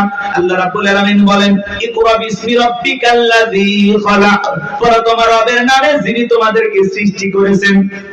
আয়াতের ভিতরে রব শব্দ আছে না নাই? পবিত্র কোরআনুল কারীমের 1 নাম্বার সূরা সূরাতুল ফাতিহার 1 নাম্বার আয়াত। জবান ছেড়ে সবাই আমার সঙ্গে তেলাওয়াত করুন, আলহামদুলিল্লাহি রাব্বিল আলামিন। সমস্ত প্রশংসা, যাবতীয় প্রশংসার একমাত্র মালিক তিনি, সৃষ্টিগুলোর রব, আমাদের প্রতিপালক আল্লাহ যিনি। আপনি আমি যখন রুকুতে চলে গেলাম, কি তাসবিহ পাঠ করলাম? সুবহান রাব্বিয়াল আযীম, সুবহান রাব্বিয়াল আযীম। রব শব্দ আছে না নাই? এরপরে রুকুতে দাঁড়ানোর সময় কি বলি? সামিআল্লাহু লিমান হামিদা, রব্বানা লাকাল হামদ। রব শব্দ আছে না নাই? এরপরে যখন সিজদায় মাথাটা নত করি, কি তাসবিহ পাঠ করি? সুবহান রাব্বিয়াল আ'লা, সুবহান রাব্বিয়াল আ'লা। অনেকে দেখবেন খালি ফিসফিস করে, সুবহান সুবহান সুবহান সুবহান সুবহানাল্লাহ কয় না, সবিনে তেল কয়, আল্লাহ বলেন স্পষ্ট বোঝা যায়, খালি সুবহান সুবহান সুবহান সুবহান। স্পষ্ট বলতে হবে আপনাকে, সুবহান রাব্বিয়াল আলা, সুবহান রাব্বিয়াল আলা। এরপরে যখন বাজান সালাম ফিরানোর পরে হাত তুলে মুনাজাত করি, আল্লাহর কাছে কি দোয়া করি? রাব্বানা আতিনা ফিদ দুনিয়া হাসানাতাও ওয়া ফিল আখিরাতি হাসানাতাও ওয়া কিনা আযাবান নার। সূরা বাকারা 201 নম্বর আয়াত। আল্লাহর কাছে ডেকে বললাম, হে আমাদের রব, আমাদেরকে দুনিয়ার কল্যাণ দান করো, ওই আখিরাতের কল্যাণ দান করো, ওই কঠিন জাহান্নামের আগুন থেকে আমাদের মুক্তি দাও। তাহলে ইহকাল পরকালের কল্যাণ দেওয়ার মালিক কে? জাহান্নামের আগুন থেকে বাঁচানোর মালিক কে? পবিত্র কোরআনুল কারীমের ভিতরে 114টা সূরা আছে, সর্বশেষ যে সূরা, সূরাটির নাম হলো নাস, তার 1 নাম্বার আয়াত, কুল আউযু বিরাব্বিন নাস। আয়াতের ভিতরে রব শব্দ আছে না নাই? এই বাজান গো আমার, আপনি যেদিন মারা যাব, মসজিদের মাইকে যেদিন এলান জারি হবে, এই গ্রামের অমুক ব্যক্তি বেঁচে নাই, ইন্না লিল্লাহি ওয়া ইন্না ইলাইহি রাজিউন, আপনার আমার মৃত্যুর সংবাদ শোনার পরে স্ত্রী কেঁদে বলবে স্বামী নাই, ছেলে কেঁদে বলবে বাবা নাই, মেয়েটা কেঁদে বলবে বাবা নাই, পিতা মাতা বেঁচে থাকলে বলবে কলিজার ধনটা হারাইলাম। আত্মীয় স্বজন সবাই আপনার আমার জানাজায় আসবে শেষ বিদায় দেওয়ার জন্য। বাজান আমার, ওই দামি বিল্ডিং বানাইছেন, দামি বাথরুম বানাইছেন, কোথাও আপনার জীবনের গোসলটা হবে না। এমন মানুষ আছে কোটি কোটি টাকা দিয়া সুন্দর করে ওয়াশরুমটা বানাইছে, কথা কয় না কি ভিআইপি কারবার, জীবনের শেষ গোসলটা ওই দামি টয়লেটে হবে না, কথা বলেন না কেন? ওই 4-5 কোটি টাকা খরচ করেছেন, ওই জায়গায় হবে না বাজান। ওখান থেকে বের করে চোখের উপরে শোয়া মশুরি টাঙাইয়া দেখে রঙিন পোশাক কইলা বড়ই পাতার গরম পানি দিয়া গোসল করাবে, আতর সুরমা লাগায় জনমের মতো সাজাবে, সাদা কাপড়ে চকলেটের মতো ওরাইয়া মসজিদের কাটিয়াতে দুইলা 4 জন বরযাত্রী দইরা একটা দুপা করে কবরস্থানে নিয়ে যাবে। ওই কবরে 3 জন ব্যক্তি নামবে বাজান লাশটা রাখার জন্য। মনে হবে এরাই বুঝি সাথী, কিন্তু না, কবরের লাশটা রেখে মুখটা কেবলে মুখি কইরে একে একে সবাই উঠে আসবে। ওই কবরে থাকা ব্যক্তি কবরে শুয়ে থেকে দুরাকাশ একটু একটু দেখতে পাইবে। এরপরে যখন বাসার বিছানা বিছায়া দেবে, ছিদ্রগুলো দিয়ে হালকা একটু আলো কবরে প্রবেশ করবে। এরপরে যখন মাটি চতুর্দিক দিয়ে দিয়া যাবে বাজার, উপরে যখন মাটির চাপা দিয়া দেবে, কবরটা হয়ে যাবে ঘোর অন্ধকার। কবরে রেখে আত্মীয় স্বজন বন্ধু বান্ধব ছেলে মেয়ে সবাই চলে আসবে। কবরে থাকা ব্যক্তি ওদের পায়ের আওয়াজ শুনতে পাবে, চিৎকার মেরে ডেকে বলবে আমাকে একা রাইখা যাও না, আমাকে সঙ্গে নিয়ে যাও। কবরে থাকা ব্যক্তির চিৎকার দুনিয়ার কেউ শুনতে পাবে। আমার নবী বলেন যে কবরে চলে গেল তার চাইতে অসহায় আর কেউ নাই।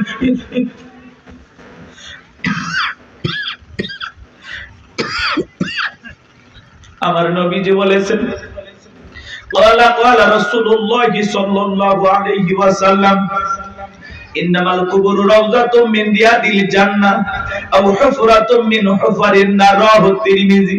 নবীজি বলেন, যে ব্যক্তির আমল ভালো, মৃত্যুর সঙ্গে সঙ্গে আল্লাহ রাব্বুল আলামিন তার কবরটাকে জান্নাতের বাগান বানিয়ে দেবে। আর যে ব্যক্তির আমল খারাপ, আও হুফরাতুম মিন হুফারিন নার, তার কবরটা হবে জাহান্নামের আগুনের গর্ত। আমার নবী এক জায়গায় বসা, জিবরাইল এসে বলে, নবী গো, এই মুহূর্তে একটা আওয়াজ হলো, আপনি কি শুনতে পাইছেন? আমার নবী বলে, হ্যাঁ শুনতে পাইলাম। জিবরাইল বলে, নবী, আজ থেকে 70 বছর আগে আল্লাহ রাব্বুল আলামিন জাহান্নামের গর্তের মধ্যে একটা পাথর ছেড়ে দিয়েছে, এই মাত্র জাহান্নামের তলদেশে পাথরটা পৌঁছাইলো। চিন্তা করেন বাজার, একটা পাথর ছেড়ে দিলে যদি 70 বছর সময় লাগে, আল্লাহ না করুক আপনার আমার গুনাহের কারণে, অপরাধের কারণে আসমানের জমিনের মালিক আল্লাহ যদি বেজার হইয়া একবার জাহান্নামের আগুনের গর্তে ফেলে দেয়, আপনার আমার বাঁচার কিন্তু কোনো উপায় নেই।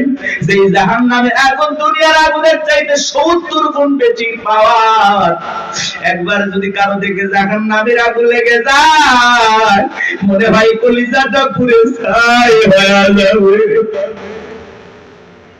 এ বাজার, নবীর প্রিয় সাহাবী হযরত ওসমান কবর থেকে অঝরে চোখের পানি ছেড়ে দিয়ে কান্না করতেন।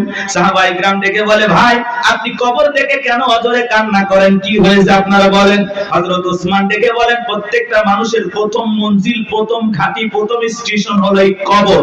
এই কবরের ভিতরে তিনটা প্রশ্ন করা হবে, যে সঠিক উত্তর দিতে পারবে তার মিজান ফুলসিরাতে কোনো টেনশন নাই, কিন্তু যে উত্তর দিতে পারবে না তার কিন্তু বাঁচার কোনো উপায় নাই। জান্নাতের সার্টিফিকেট প্রাপ্ত সাহাবী কবরে দেখে কান্না করে। ভালো করে বুঝবেন, দুনিয়ার থাকতে জান্নাতের কি পাইছে? কথা বলেন ভাই, কথা বলেন। সেই মানুষ কবর দেখলে অঝরে কান্না করেন। মাঝে মাঝে হযরত ওসমান এত কান্না করতেন, কবরস্থানের পাশে তিনি অজ্ঞান হয়ে পড়ে থাকতেন, জ্ঞান হারিয়ে ফেলতেন। আর আমরা সকালে কবর দেয়, বিকেলে যা তাস খেলে, জুয়া খেলে। সকালে কবর দেয়, বিকেল বেলা যায় মা বোনেরা খেয়ার করে, মানে যে লাকড়ি করে আসে না, পাতা ঝাড় দেয়, পাতা ঝাড় দেয়, কঞ্চি টঞ্চি থাকে না, ওগুলো ঝাড় দিয়ে পরিষ্কার করে নিয়ে আসে। ভয় নাই। আগে নতুন কবর দেখলে মানুষ দুই একদিন ভয় পাইত। কথা বলে না, আগের মানুষের কথা বলতেছি। আর এখন কবরস্থান দেখে কোনো ভয় নাই, কবরস্থানে গিয়ে হাসাহাসি করে। আহা, মানুষ মানুষ আর মানুষ নাই তো। মানুষ মরে গেছে, সেই মানুষের সাথেও জুলুম করে, আছে না নাই ভাই? চিন্তা করেন, একটা বার চিন্তা করেন, একটা মিনিট চিন্তা করেন, আপনি মারা গেছেন, কি হবে আপনার? কিভাবে আপনাকে বিদায় দেওয়া হচ্ছে? একটু চিন্তা করে দেখেন, কার জন্য কি করতেছেন, দুনিয়ার মায়ের পরে কি না করতেছেন, সব ফেলায় যেতে পারবে। ওই কবর কিন্তু জায়গা ভালো না, সবাইকে যাওয়া লাগবে। কবর কঠিন জায়গা। যার আমল ভালো, কবর তার সাথে ভালো আচরণ করবে। যার আমল খারাপ, এ যুবক, দুনিয়াতে গান বাজাইছো না, বক্স নিয়ে এসে ডিগ ডিগ আওয়াজ দিয়া, কবরে যা। দুনিয়ার মাটি যেরকম গান বাজনার আওয়াজে কাঁপাইছো, এই কবর একদিন তোরে কোলে নিয়ে কাঁপাবে। কথা বলেন ঠিক কিনা? কি হবে সেদিন তোমার? কবর কিন্তু জায়গা ভালো না, কবর বড় কঠিন জায়গা। কথা বলেন না কেন? 6 দিন পরে নখ খসে যাবে, 9 দিন পরে চুল। কবর গায়ের সামান নিতে কইরো না কেউ ভুল। কবর জায়গা ভালো নয়, কবর জায়গা ভালো নয়, কবর জায়গা ভালো নয়। আমল দিয়ে কবর গৃহ সাজায়া নিতে হয়। 17 দিনে পেট ফেটে শেষ পোকার খাদ্য হবে। 7 দিন পরে গোশ থাকবে না, কঙ্কাল পরে রবে।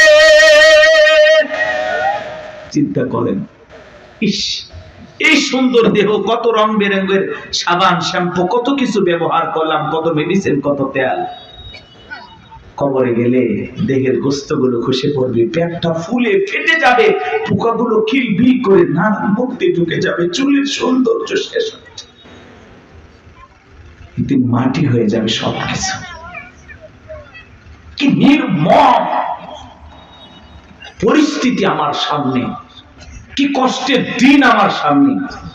আর আমি সেই দিনগুলোর ব্যাপারে দেখিয়া দুনিয়া পাইছি, পাগল হয়ে গেছে। কথা বলে না কেন ভাই?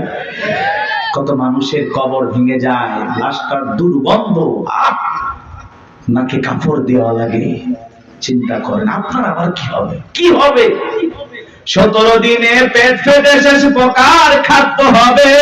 7 দিন পরে গোস্ত দেবে না, কঙ্কাল পরে রবে। 90 দিন হাড়গুলি সব, 90 দিন হাড়গুলি সব আলাদা হয়ে রয়। কবর জায়গা ভালো নয়, কবর জায়গা ভালো নয়, কবর জায়গা ভালো নয়।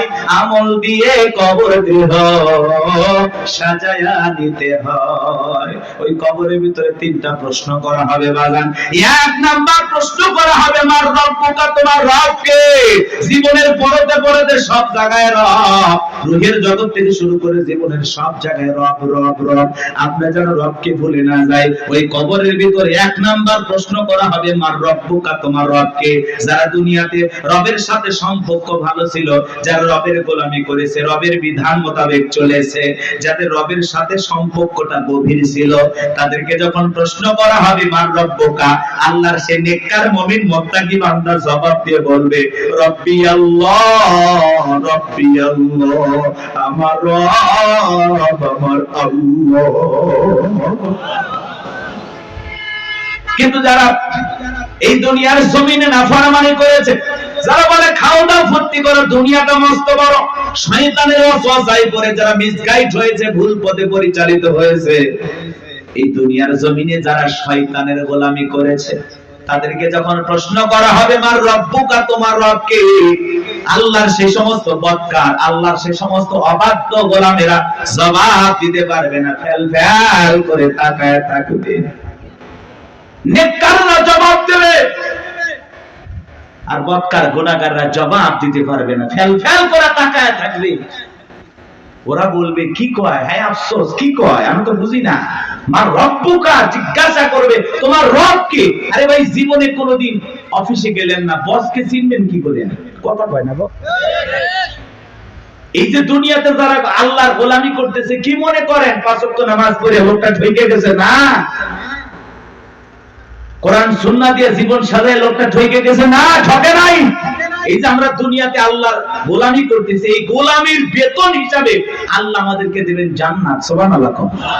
এই গোলামির বেতন হিসাবে আমরা পাবো জান্নাত, আর বোনাস হলো দিদারে ইলাহি, আল্লাহ পাকের সাথে জান্নাতীদের সাক্ষাৎ। সুবহানাল্লাহ। বেতনও আছে, বোনাসও আছে, কিন্তু দুনিয়াতে গোলামি করে কবরে যাওয়া লাগবে। আপনি এক ওয়াক্ত নামাজ পড়েন না, রবের সাথে সম্পর্ক নাই, কেমনে জান্নাতে যাবেন? কথা কয় না ভাই? আপনি তো আল্লাহর অফিসই চেনেন না। আল্লাহর অফিস কোথায় চেনেন? কথা কয় না, কথা কয়। রাগ করতেছেন নাকি? এগুলো বললে অনেকে খারাপ লাগে। এক জায়গায় ওয়াজ করলাম, হুজুর মৃত্যুর ওয়াজ এইভাবে করিয়েন না, ভয় লাগে। এরকম লোক কয়, হুজুর আমার প্রচুর মৃত্যুর কথা স্মরণ হয়, আমার এত মৃত্যুর কথা ভয় লাগে, মাঝে মাঝে তো আমি মসজিদে মৃত্যুর ভয়ে ঢুকি না। আমি এটা আবার কেমন কথা কয় হুজুর, মসজিদে ঢুকতে যদি লাশ বহনে খাটিয়া, এইটা দেখে আমার এত ভয় লাগে, এই ভয়ে আমি মসজিদে যাই না। এটার নাম কি মৃত্যুর ভয়? কথা বলে না কেন ভাই? কিছু মানুষ আছে কবর করে বলে না যে আমি 70টা কবর ঘুরছি হুজুর, 80টা কবর ঘুরছি। আবার পাশের আরেকজন লোক কয় হুজুর যে কবর খোঁড়ার কথা বলতেছে, ও আবার যার কবর খোঁড়ে, যে মানুষটা মারা যায় তার ছেলে মেয়েকে বলে, এই তোমার বাবার যে কবর খুললাম 2 প্যাকেট সিগারেট তো দিলে না। ও যদি 80 লক্ষ কবর করে, কবর কি, কবরে কি হতে পারে এই বুঝ কি আর দিলের ভিতরে আসবে ভাই?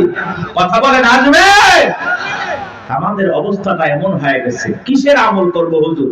দুনিয়া তো মস্ত বড়, রং তামাশায় আসি ব্যস্ত, রঙিন চশমায় দুনিয়ার সব চাকচিক্য সুন্দর লাগতেছে, একটু গান বাজনা আমোদ প্রমোদ হইহুল্লাহ। কথা কয় না কেন? হাজি মানুষ হজ করে আসছে, নাতনির বিয়া, বক্স বাজতেছে, কন্ট্রোল করতে পারে না, হাজি পর্যন্ত ডান্স দিয়ে করছে, লুঙ্গি ডান্স। হাজি হাজি হজ করে আসছে। কথা বাস্তব না অবাস্তব? মিথ্যা না সত্য? এরকম আছে না বাজান? মানে আবেগের ঠেলায় আমরা গুনাহ করতে চাই, গুনাহ নাকি আবেগে হয়ে যাচ্ছে। আল্লাহ এরকম আবেগ থেকে আমাদের হেদায়েত দান করেন। এটা জোরে বলেন আমিন। কষ্ট পাচ্ছেন আপনারা? তাহলে কবরের 1 নাম্বার প্রশ্ন মার রব্বুকা, তোমার রবকে? উত্তর দিতে পারবে তারা আল্লাহর মুমিন মুত্তাকি নেককার বান্দা যারা। উত্তর দিতে পারবে না কারা? আল্লাহর গুনাহগার বদকার অবাধ্য গোলাম যারা। কথা বলেন ঠিক কিনা? তাহলে আমরা নেক আমল করে আল্লাহর প্রিয় গোলাম হয়ে কারা কারা কবরে যেতে চায় হাত তুলে দেখান। আল্লাহ আমাদের সবাইকে নেক আমল করার তৌফিক দান করুন। চিল্লা বলুন আমিন। আর একটু জোরে বলুন আমিন। আপনারা ওয়াজ কি শেষ? এইবার দেখেন খেলাটা কোন দিকে যায়, এদিকে খেয়াল করেন। কষ্ট পাইছেন? এই যে হেদায়েতের উদ্দেশ্যে 2-4 মিনিট কথা বললাম, এইবার চলেন। আল্লাহ রাব্বুল আলামিন বলেন, ইন্নাল্লাযীনা ক্বালু রাব্বুনাল্লাহ, নিশ্চয়ই যারা বলে আমাদের রব আল্লাহ। আমাদের রব কে? জোরে কোন না ভাই, একটু চিল্লায় বলেন আল্লাহ।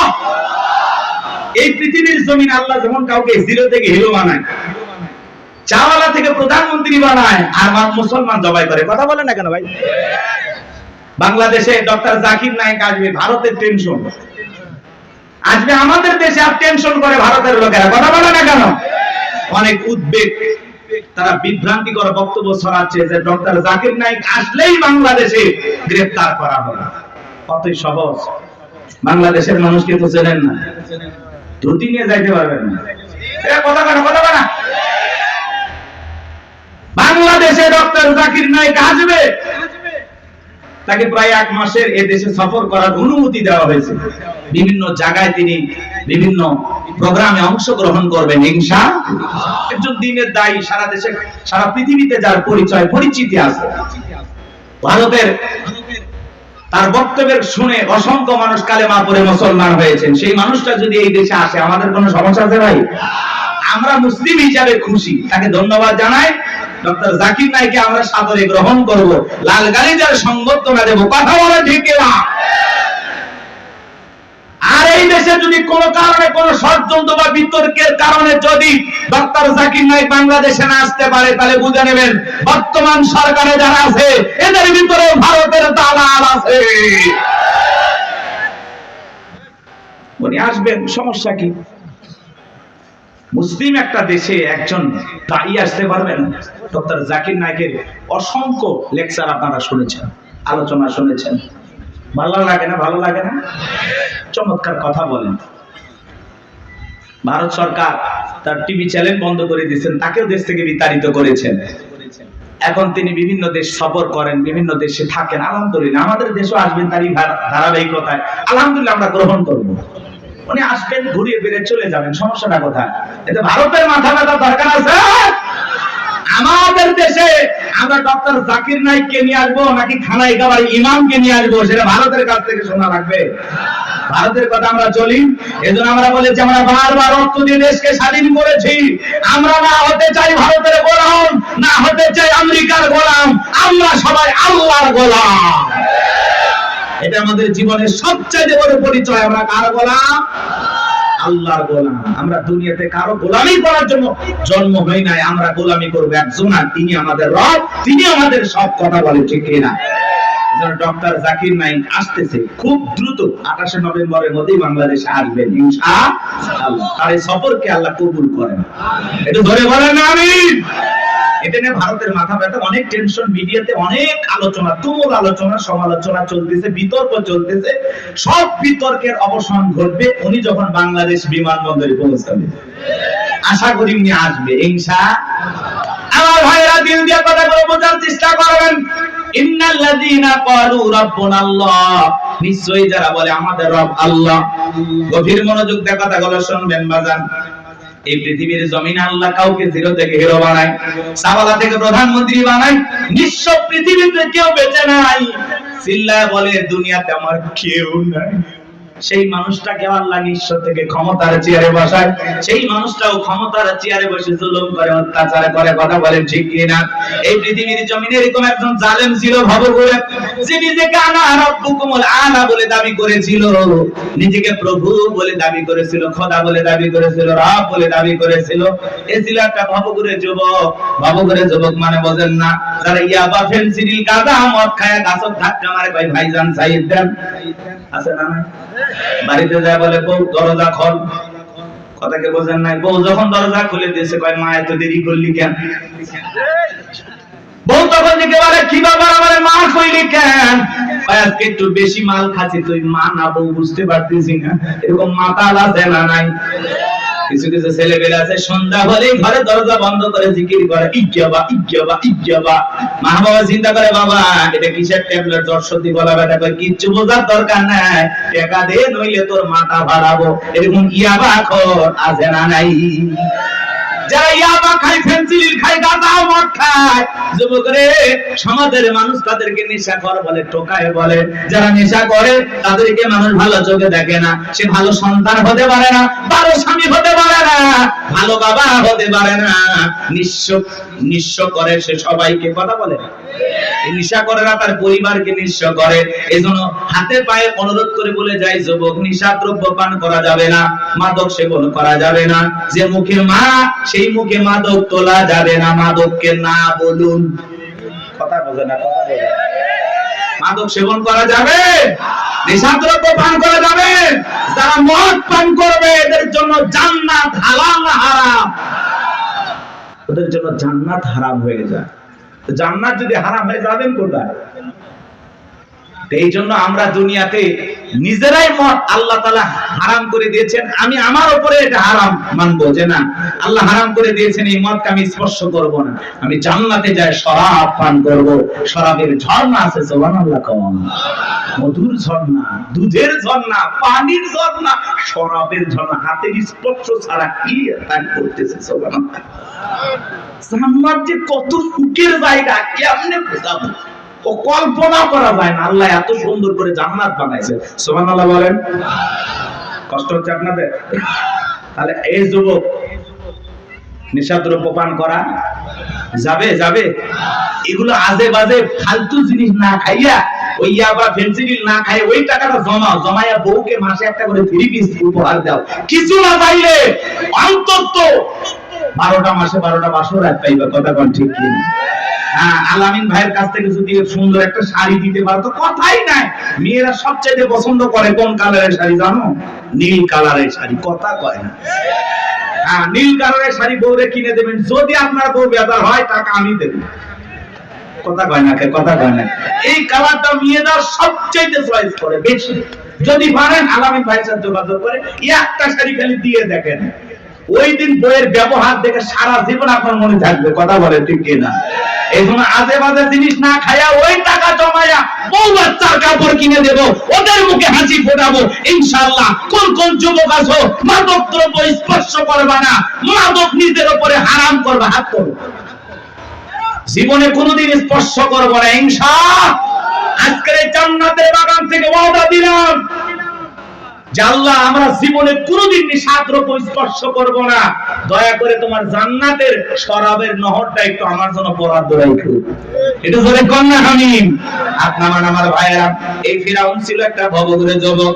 এর নাম ছিল কাবুজ, বলকে বলা হতো। কিপ্টিদের তরফ থেকে নাম ছিল রামসিস। মিশরের বাদশা হওয়ার পূর্ববর্তী নাম হলো ফিরাউন। সংক্ষিপ্ত ঘটনা 2-1 মিনিটে বলে সামনের দিকে যাবো। জানবো আমার এসে গেল সর্বপ্রথম মিশরে যাওয়ার পরে বাজান সর্বপ্রথম হলো তরমুজের ক্ষেতের লেবার। কিছুদিন লিবারি করলেন। ওই দেশে সরকারি গোরস্থানের দারোয়ান লাগবে। ঢোল পিটায় খবর দেওয়া হলো, হাজার হাজার মানুষ লাইনের মধ্যে দাঁড়িয়ে গেছে গোরস্থানের দারোয়ান হওয়ার জন্য। 1-2 জন ইন্টারভিউ দিতে দিতে যখন ফিরাউনের পালা, ডেকে বলে, বাদশাহ, বুধবার আসানে ভিনদেশ থেকে আপনার কাছে এসেছি, যদি চাকরিটা দেন উপকৃত হব। এমন ভাবে কথাগুলো উপস্থাপন করলেন, বাদশার মায়া লেগে গেল। বলে, আপনার সাথে ভালো মানুষ মিশরে আর কেউ নাই। বুধবার আসানে ভিনদেশ থেকে আসতে পরিবার পরিজন আছে। দয়া করে যদি চাকরিটা দেন, সারা জীবন আপনার প্রতি কৃতজ্ঞ থাকবো। এমন ভাবে কথাগুলো বললেন, কথা আছে দুষ্ট লোকের মিষ্টি কথা। বাদশার ভালো লেগে গেল। বাদশা ডেকে বলে, ইন্টারভিউ বন্ধ করো। এই কাবুজ নামের ছেলেটাকে মিশরের সরকারি গোরস্থানের দারোয়ানের চাকরিটা দেওয়া হলো। এইবার সরকারি গোরস্থানের দারোয়ানের চাকরি পাওয়ার পর ফিরাউন চিন্তা করে, বাদশা প্রতি মাসে বেতন দিবে, ঠিক আছে, কিন্তু এই টাকাতে চলবে না, আমার সাইড ইনকাম করা দরকার।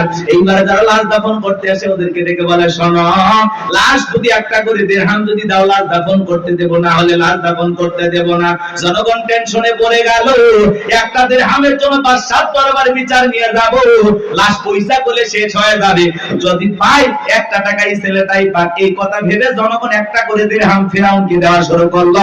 আপনারা বলেন তো, বাংলাদেশের মানুষের নাম কি? ঘুষ। ঘুষ কথা কয় না। 1 টাকা হইলে ওটা কি? ঘুষ। এটা কিন্তু বাংলাদেশে না। আছে আছে আছে।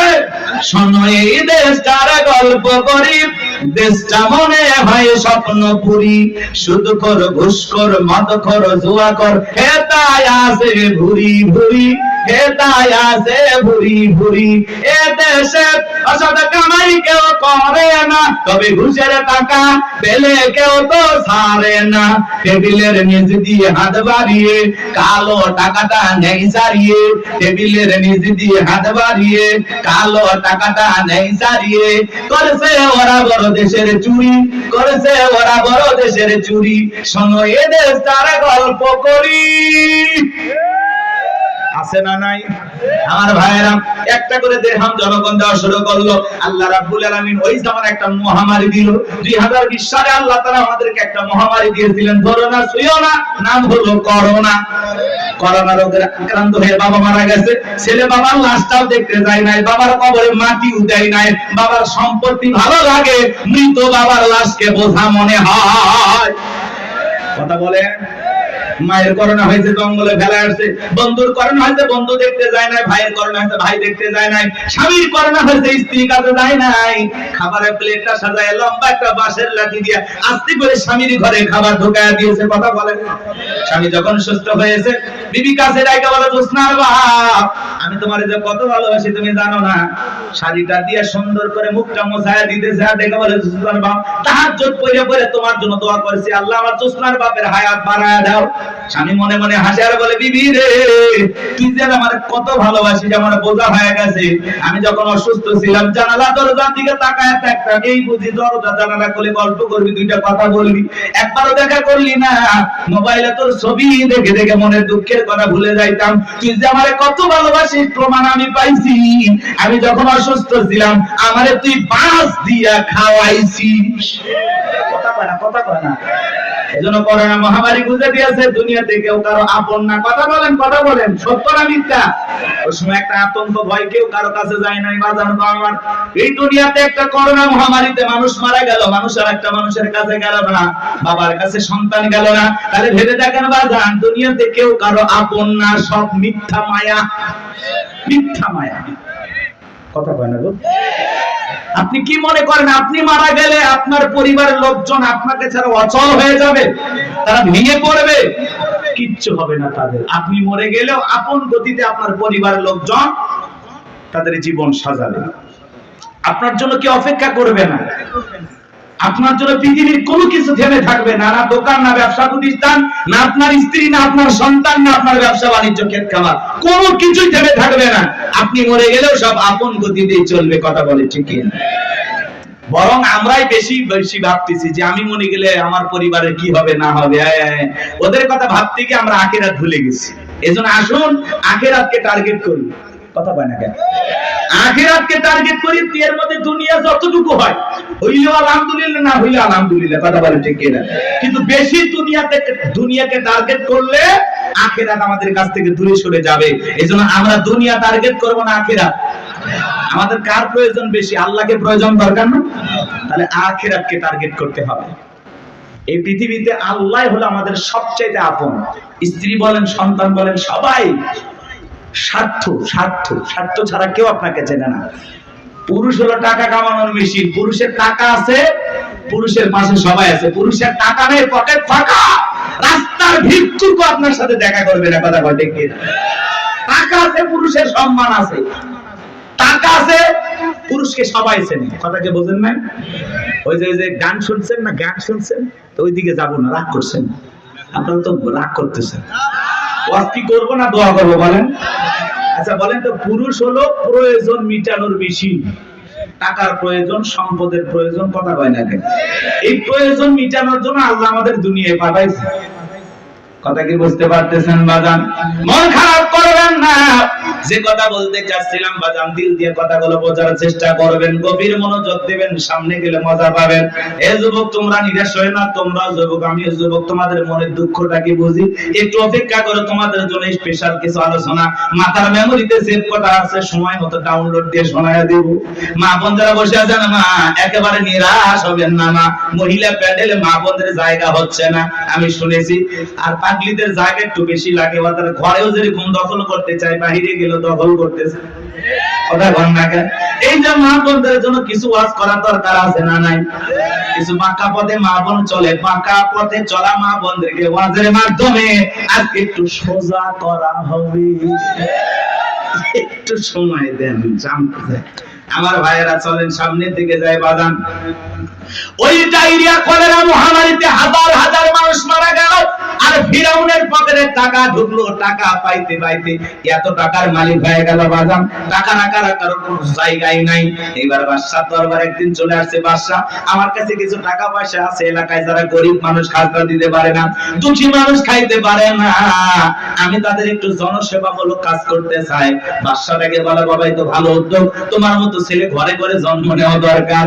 এইবার জনগণের সেই সমস্ত টাকাগুলো নিয়ে আসা গরিব মানুষের মাঝে বিতরণ করলেন, খাজনা পরিশোধ করে দিলেন। বলেন তো টাঙ্গাইলের মুসলমান বুঝে থাকলে বলেন তো টাকাগুলো ছিল কার? নেতাদের মাইক ধরে বলতেছে 5 লাখ দেব, ওই টাকা পাবে কোথা থেকে? আসমানের ফেরেশতারা প্যাকেট পাঠাবে নাকি? ভালো করে বুঝবেন কোন টাকা কোন জায়গায় যায়। আমাদের গাইবান্ধার আঞ্চলিক ভাষা একটা কথা বলে, মাছের তেল দিয়ে মাছ ভাজা। কথা কি বুঝতে পারতেছেন? জনগণের টাকা জনগণের মাঝে বিতরণ করে ফাও ফাও বাহাবা পাইলু। জনগণকে বলে, আহারে রাজ্যের বাদশা যদি এই ব্যক্তি না হয়া গোরস্থানের ছেলেটা হইতো, না জানি আমাদের কপাল খুলে যেত। নির্বাচনের আগে একটু জনসেবামূলক কাজ করা দরকার আছে না নাই? আমার এলাকায় এক নেতা কাঁচা রাস্তা মানে মাটি রাস্তা পর্যন্ত বাগান ইট পাড়তেছে, 2 গাড়ি ইট পাড়তেছে। মানুষজন বলে, বাবা ইট পাড়তেছে, তুমি তো এখনো নেতা হয় নাই, কারণটা কি? ছেলেটা বলতেছে, আপাতত ইট পাড়ে দিলাম, আর ভবিষ্যতে আমার মার্কায় যদি সিল মারে এলাকার নেতা বানা দিতে পারে, আমার 1 নাম্বার টার্গেট এই কাঁচা রাস্তা পাকা করা। এই রাস্তা দিয়ে আপনাদের ছেলে মেয়ে স্কুলে যাইতে পারে না, আপনারা হাটে বাজারে যাইতে পারেন না, মাঝে মাঝে আপনাদের কথা মনে হলে রাতে ঘুম আসে না। কি অভিনয়! নেতা হতে গেলে অভিনয় জানার দরকার আছে তো কথা কানে। যারাই নেতা এরাই কিন্তু পুরোটা কি অভিনেতা। অভিনয় না জানলে নেতা হওয়া যায় না বাজান। ভালো করে বোঝার চেষ্টা করবেন। জনগণ বিশ্বাস করে যদি নেতার মার্কায় সিল মারে নেতাকে নির্বাচিত করে, নেতা তো এলাকায় থাকে না, ঢাকা শহরে বান্ধবী নিয়ে ঘুমায়। কথা বলেন ঠিক কি না? মার্কা থাকে যে কয়দিন, নেতার আনা গোনা সেই কয়দিন। আমরা জনগণ কম খারাপ না, 1.5 টাকার বিড়ি আর 3 টাকার চা খায় কি স্লোগান। বল্টু ভাইয়ের চরিত্র ফুলের মতো পবিত্র, নামাজ পড়ে কত গাঁজা খায়, 5 ওয়াক্ত কুমসুরিতে বাধা ভক্ত, শয়তানের 1 নাম্বার ভক্ত, হুজুরদের জন্য খুবই শক্ত, চুষে খাই গরিবের রক্ত। পোস্টার লেখা আছে গরিবের বন্ধু, ভোট দিয়ে দেখেন গরিবের কয় নাম্বার শত্রু। কথা বলেন। রাস্তার একটা ভিক্ষুক মহিলার দিকে 500 টাকা দিয়ে বলে, আপনার চেহারার মাঝে আমি আমার মাকে খুঁজে পাই। আম গাছে নেতার ছবি ঝুলানো থাকে, নির্বাচিত হওয়ার পরে এলাকায় থাকে না। আম গাছে জাম গাছে বিদ্যুতের খুঁটিতে নেতার বিশাল বিশাল ছবি, আর লেখা আছে আমি অমুক নেতা, তেরাগালি বদনা, পবিত্র ঈদুল আজহার শুভেচ্ছা, পবিত্র ঈদুল ফিতরের শুভেচ্ছা। খালি ব্যানার দিয়ে শুভেচ্ছা জানায়, জীবনে কোনোদিন আর কাছে আসে না। এই নেতা ওই ব্যানার লক্ষ লক্ষ টাকা দিয়ে না বানাইয়া, ওই ব্যানারের টাকা দিয়ে যদি গরিব দুঃখী মানুষের মাঝে বিতরণ করো, তোমার ব্যানার লাগবে না গো, ব্যানার লাগবে না। জনগণ তোমার মার্কায় জায়গা মতো সিল মেরে দেবে। কথা কোন ঠিক কি না? কিন্তু ওই যে মার্কা থাকে যে কয়দিন নেতার আনা গোনা, সে কয়দিন গলিতে গলিতে নেতাকে পাওয়া যায়। মানুষ মূল্যে জানা যায় হাজির, জুমার নামাজের সামনে হাজির, আসরের নামাজ পরে 2 বার। কথা কয় না। এক নেতা মানুষকে সালাম দিতে দিতে হুঁশ হারায় ফেলছে, রাস্তার খেজুর গাছ পায় 1 লাইনে সালাম দিয়ে যাচ্ছে। কর্মী যা চাপে ধরে কয়, নেতা এটা মানুষ না খেজুর গাছ। নেতা বলতেছে, আমি মনে করছি এটাও ভোটার। কথাকে বুঝতে পারতেছেন বাজান? এইজন্য আপনাকে আমাকে পরিবর্তন হওয়া লাগবে বাজান। বারবার ওদের কথায় ভোলা যাবে না, ভোলা যাবে না। আমাদেরকে ভালো হওয়া লাগবে। মনে রাখবেন বাজান, দেশের জনগণ 1 নাম্বার, নেতা 1 নাম্বার হবে। আপনি যদি পরিবর্তন করতে চান, অবশ্যই সমাজটাকে পরিবর্তন করতে পারবেন। এইজন্য আগে নিজের ভালো হওয়া লাগবে। আপনি যেমন দেশের নেতাও কিন্তু ওইরকম হবে। 2 নাম্বার আপনি নেতা হবে 4 নাম্বার। কথা কি বুঝছেন? আপনি সিটার নেতা হবে বিশ্ব সিটার। কথা কয় না কথা। এই ওয়াজ করলে কি ভয় পাচ্ছেন নাকি? আমি কোন দলের দালালি করতেছি? আমরা আগে ঠিক হলাম। এক পাগল গাছের নিচে হাত তুলে বলে, আল্লাহ। আরে হারাক তো মানুষ বেড়ে গেছে, 2-4 জন হারিয়ে গেলে কি হবে? পরে খুঁজবো। ওই মা কি মা আজকে আমি শুরু করছে নাকি বাচ্চা নিয়ে আসে মাকে ধর মাকে বাচ্চা হারায় ভাই মা কইতে পারে না মা না থাকলি বাচ্চাকে কন্ট্রোল করবেন না এ বাবা জাহিদ এ তোমার মা কান্না করে আসো বাবু আসো সাতুটিয়ে বাড়ি ও মা এত আলা ভোলা হলে স্বামী একদিন আর একজনের হাত ধরে চলে যাবে টের পাবেন না হ্যাঁ বাচ্চা কন্ট্রোল করবে পারে না কি মা বোন অনেক মা বোন আসছে এসে বাচ্চা টাচ্চা রাখে ওরা গল্পে লিপ্ত হয়ে গেছে কেবল তোমার বিয়ে হয়েছে ওই মুখ জায়গায় না তোমার স্বামী ভালো ব্যবসা করে ও গল্প করতে বাচ্চা নাই ডেরি বাচ্চা ও বু ফুবু চাচি খালানি ব্যস্ত হয়ে আছে আল্লাহ হেদায়েত দান করে আর ওদের মাঝখানে এরকম একটু বিনোদন দরকার আছে নাকি হারায় গেলে আর কি কি সংবাদ আছে দেবেন দেখেন আমি বলে দেব একটি বাচ্চা হারিয়ে গেছে নাম কি জাহিদুল ইসলাম বাবা জাহিদুল তুমি কোথায় তুলতেছো ফুল তোমার মা কান্নে হয়ে গেছে ব্যাকুল তাড়াতাড়ি করে আসো জাহিদুল চলে আসবে মা আর কান্দেন না বসে থাকেন বাচ্চা হারাই নাকি এখনকার পোলাপান আর করতেছেন নাকি আপনার একটা তাকবীর দেন লিল্লাহি তাকবীর একটা গোল গাছের কোন গাছ তেঁতুল গাছের নিচে হাত তুলে বলে আল্লাহ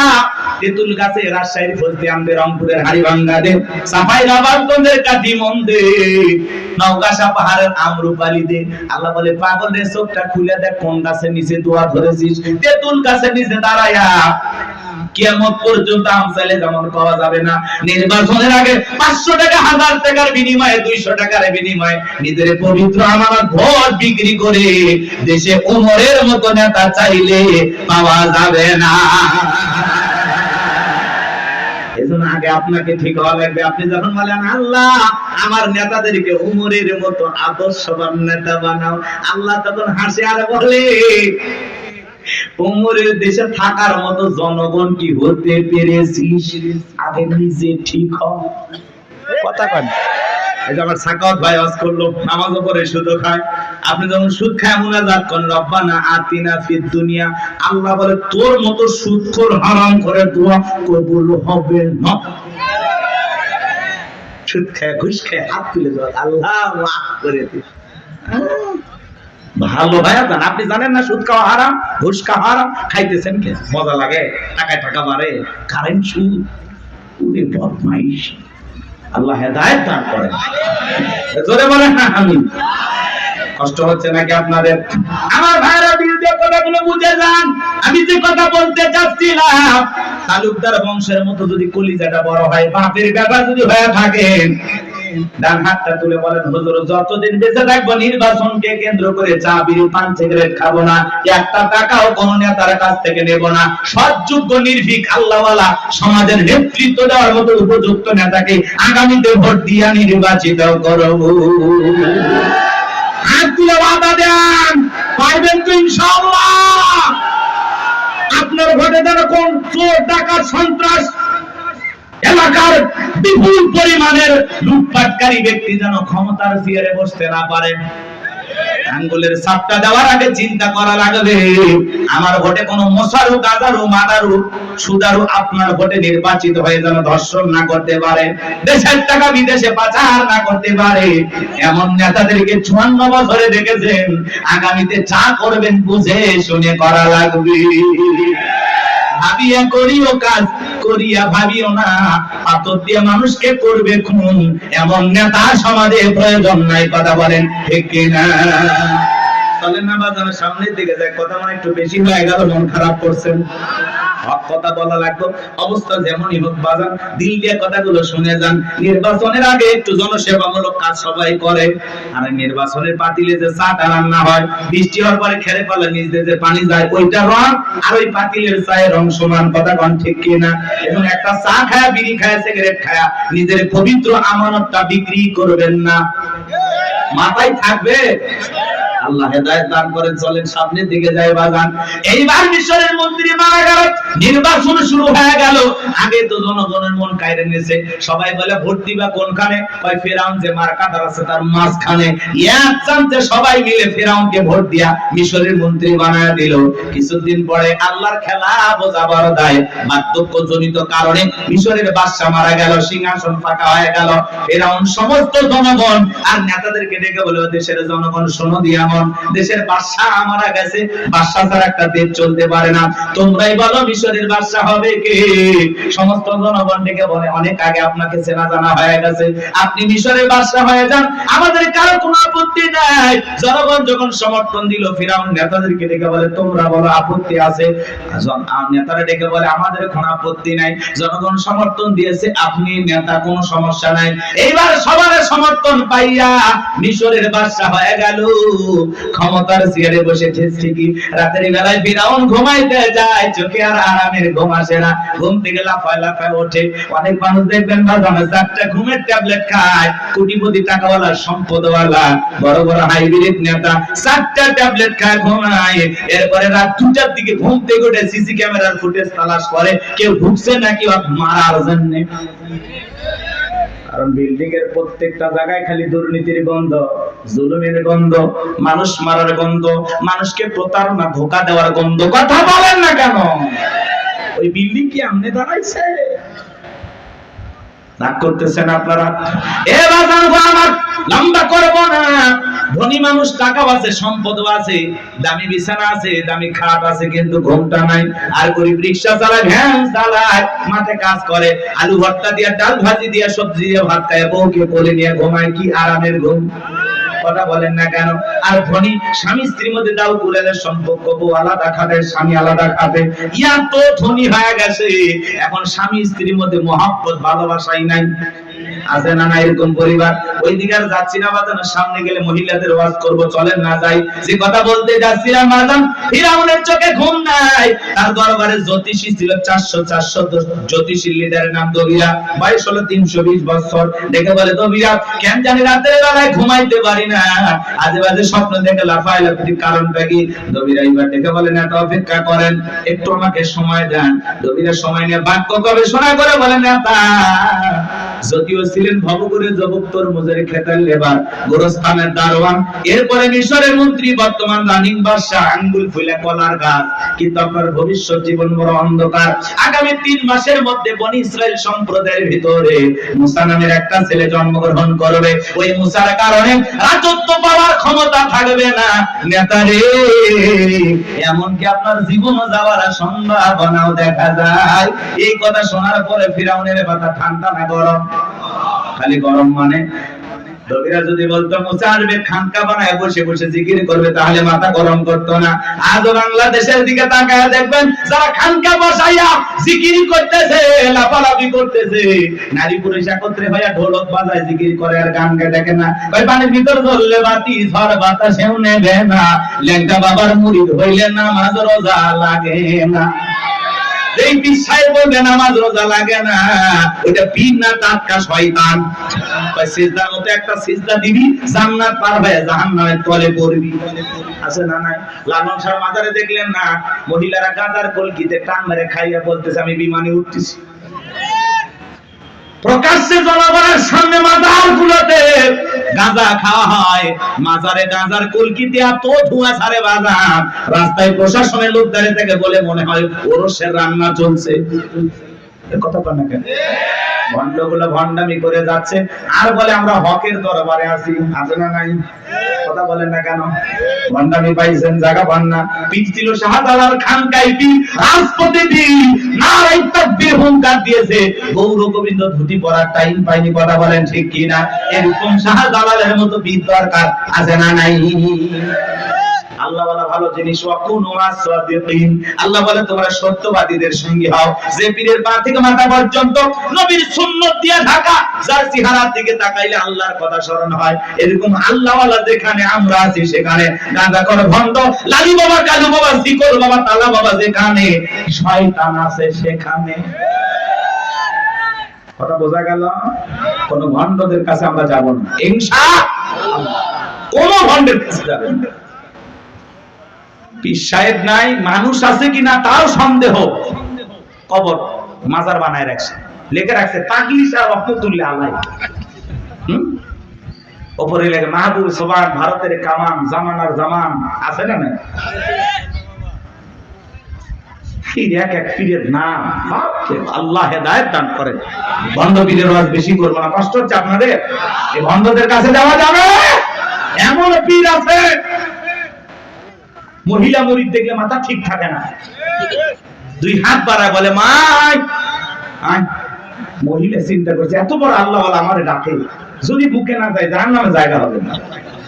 পীর সাহেবের বুকের ভিতরে ঢুকে গেছে, আর পীরের বুকের ভিতরে ঢুকে এত শান্তি পাইছে, আনন্দের ঠেলায় গান গায়, বাবা আমি তোমায় ভালোবাসি, তোমার চরণ সুবিতে বাবা তোমার কাছে আসি গো বাবা, আমি তোমায় ভালোবাসি। যে নারী স্বামীকে বাদ দিয়ে পীরের ফাঁকা পায়ে চুমা খায়, ওই নারীর চরিত্র ঠিক না। মা বোনেরা শুনে যান, আপনার পীর আপনার স্বামী, কথা কয় না? প্রত্যেকটা সন্তানের কাছে তার মা বাবা হলো পৃথিবীর সবচাইতে বড় পীর। কথা বলেন? জীবনে কোনোদিন মা বাবাকে ভাত দেয় না, পিতা মাতার জন্য 1 কেজি কমলা বেদনা কেনে না, পীর সাহেবের দরবারে গরু নিয়ে দৌড়ায়। পাগল দেখছেন? মা বাবার খবর নেয় না, পীরের বাবার খবরের অভাব নাই। আল্লাহ হেদায়েত দান করেন। গরু ছাগল নিয়ে কোনো পীরের দরবারে দৌড়াবেন না। আচ্ছা উনি যদি আল্লাহ ওয়ালা হয়, ভালো আছে, তো গরু ছাগল দিয়ে কি করবে? এলাকায় কত গরিব নিয়ে বিয়ে হয় না, দেন না, গরুটা সবাই করে মেহমানদারি করা দেন, আল্লাহ খুশি হবে।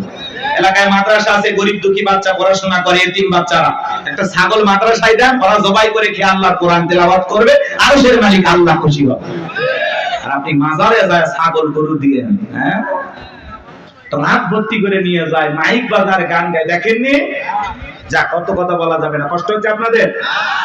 কোন মাজারে টাকা পয়সা দান করবেন না, কথা কয় না? হ্যাঁ, কোন মাজারে যদি মসজিদ থাকে, মাদ্রাসা থাকে, সেই জায়গায় আপনি দান করতে পারেন। শুধু মাজার এমন জায়গায় 1 টাকা দেবেন না, কথা কয় না? আপনার যা বলতেছে আপনি তাই করবেন।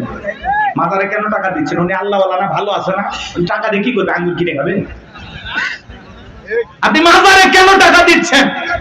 এতিম অসহায় প্রতিবন্ধী হাত পাতে 5 টাকা দিতে পারেন না, আর মাজারের দান বক্স থেকে 1000 টাকা 500 টাকা কেমনে ঢুকান? টাকা জেতা মানুষের দরকার না মরা মানুষের?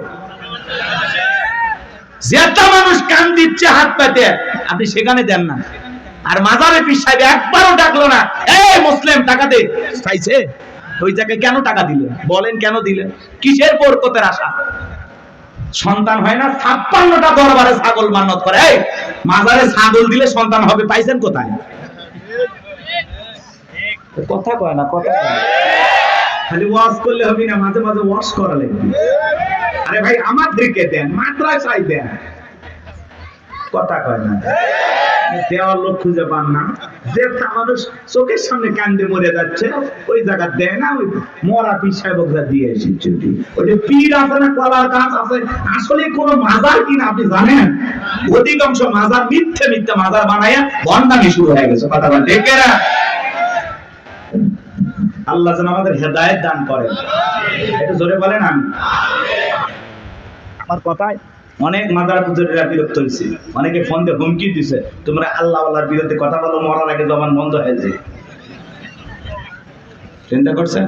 ফরিদপুরে সালতা থানা আটরশি আছে না, আগে যাইতে পারি না, আমার সেই হুমকি দিত, কয় এই থানা আসলে তোর হাত পা কেটে নেব। গত 29 তারিখে ওই জায়গায় বয়ান করে আসছে, কই হাত পাটা করতো না, হাত পা কাটার লোকগুলো খুঁজে পাইনি। কারণ ওই তো ওদের দেখে নিয়ে আমি একটু সাইজ করছিলাম, খবরদার এই ভণ্ডদের কাছে যাবেন না। হক্কানি আল্লাহ ওয়ালা ভালো, সেখানে আপনি যাবেন, কিন্তু ভণ্ডদের কাছে যাব না। যেখানে ইসলাম আছে সেখানে আমরা আছি, যেখানে ভণ্ডামি আছে সেখানে আমরা নারী পুরুষ একত্রে জিকির। আরে ভাই মহিলা মানুষ কাছে থাকলে মাথা ঠিক থাকে, কিসের জিকির? জিকিরের কথা মনে থাকবে। আল্লাহ হেদায়েত দান করেন। ওই জন্য তো ভণ্ডরা বলে মনের পর্দা বাইরের পর্দা, শুনছেন? মনের পর্দা বড় পর্দা, বাইরের পর্দা খুলে ফেলা। মনের আলো বড় আলো, বাইরের আলো নিবা ভালো। রাত 12টার সময় বাতি নিবেছে, এখন কি জিকির হচ্ছে আপনারা বুঝেন না। আল্লাহ হেদায়েত দান করেন। আমার ভাইয়েরা চলেন সামনের দিকে যাই। আজও পৃথিবীর জমিনে যারা মাজার নিয়ে বসে আছে, খানকায় বসে আছে, এদেরকে কেউ টার্গেট করে না। যারা আল্লাহর জমিন, আল্লাহর দ্বীনকে কায়েম করতে চায়, কোরআনের সমাজ ব্যবস্থা কায়েম করতে চায়, আল্লাহর আইন দিয়ে জমিনটা পরিচালনা করতে চায়, তাদেরকে টার্গেট করে করে ভিতরে ঢোকানো হয়। কথা বলেন ঠিক কি না? ফিরাউনের মাথা গরম হয়ে গেছে, হামানকে ডেকে বলে, এ তাকো হামান, এই দিকে আয়। হামানের মাথায় কোনো চুল ছিল না, সাদে মান নাই, বাম পাল্লর, পুরো মাথা ছিল ভারতের দমদম এয়ারপোর্ট। ডেকে বলে, হামান রে তাড়াতাড়ি করে বল। দবিরা বলল, একটা মুসা নামের ছেলে জন্মগ্রহণ করবে, ওর কারণে রাজত্বের চেয়ার থাকবে না, ক্ষমতা থাকবে না, এমনকি আমার জীবনটাও নাকি চলে যাবে, এটা তো মেনে নেওয়া যায় না। হামান ডেকে বলে, নেতা টেনশন নাই, মাইট ইজ রাইট, জোর যার মূল্য তার, আমার রাজত্ব আমাদের, ক্ষমতা আমাদের হাতে, আমরা যা বলবো মিশরের জনগণ তাই মানতে বাধ্য। বলে, কি করতে চাস? হামান ডেকে বলে, নেতা যত ছেলে সন্তান জন্মগ্রহণ করবে সবাইকে জবাই করে করে দুনিয়ার বুক থেকে বিদায় করে দেব, তাহলে আপনার শত্রু মুসার আগমন ঘটবে না।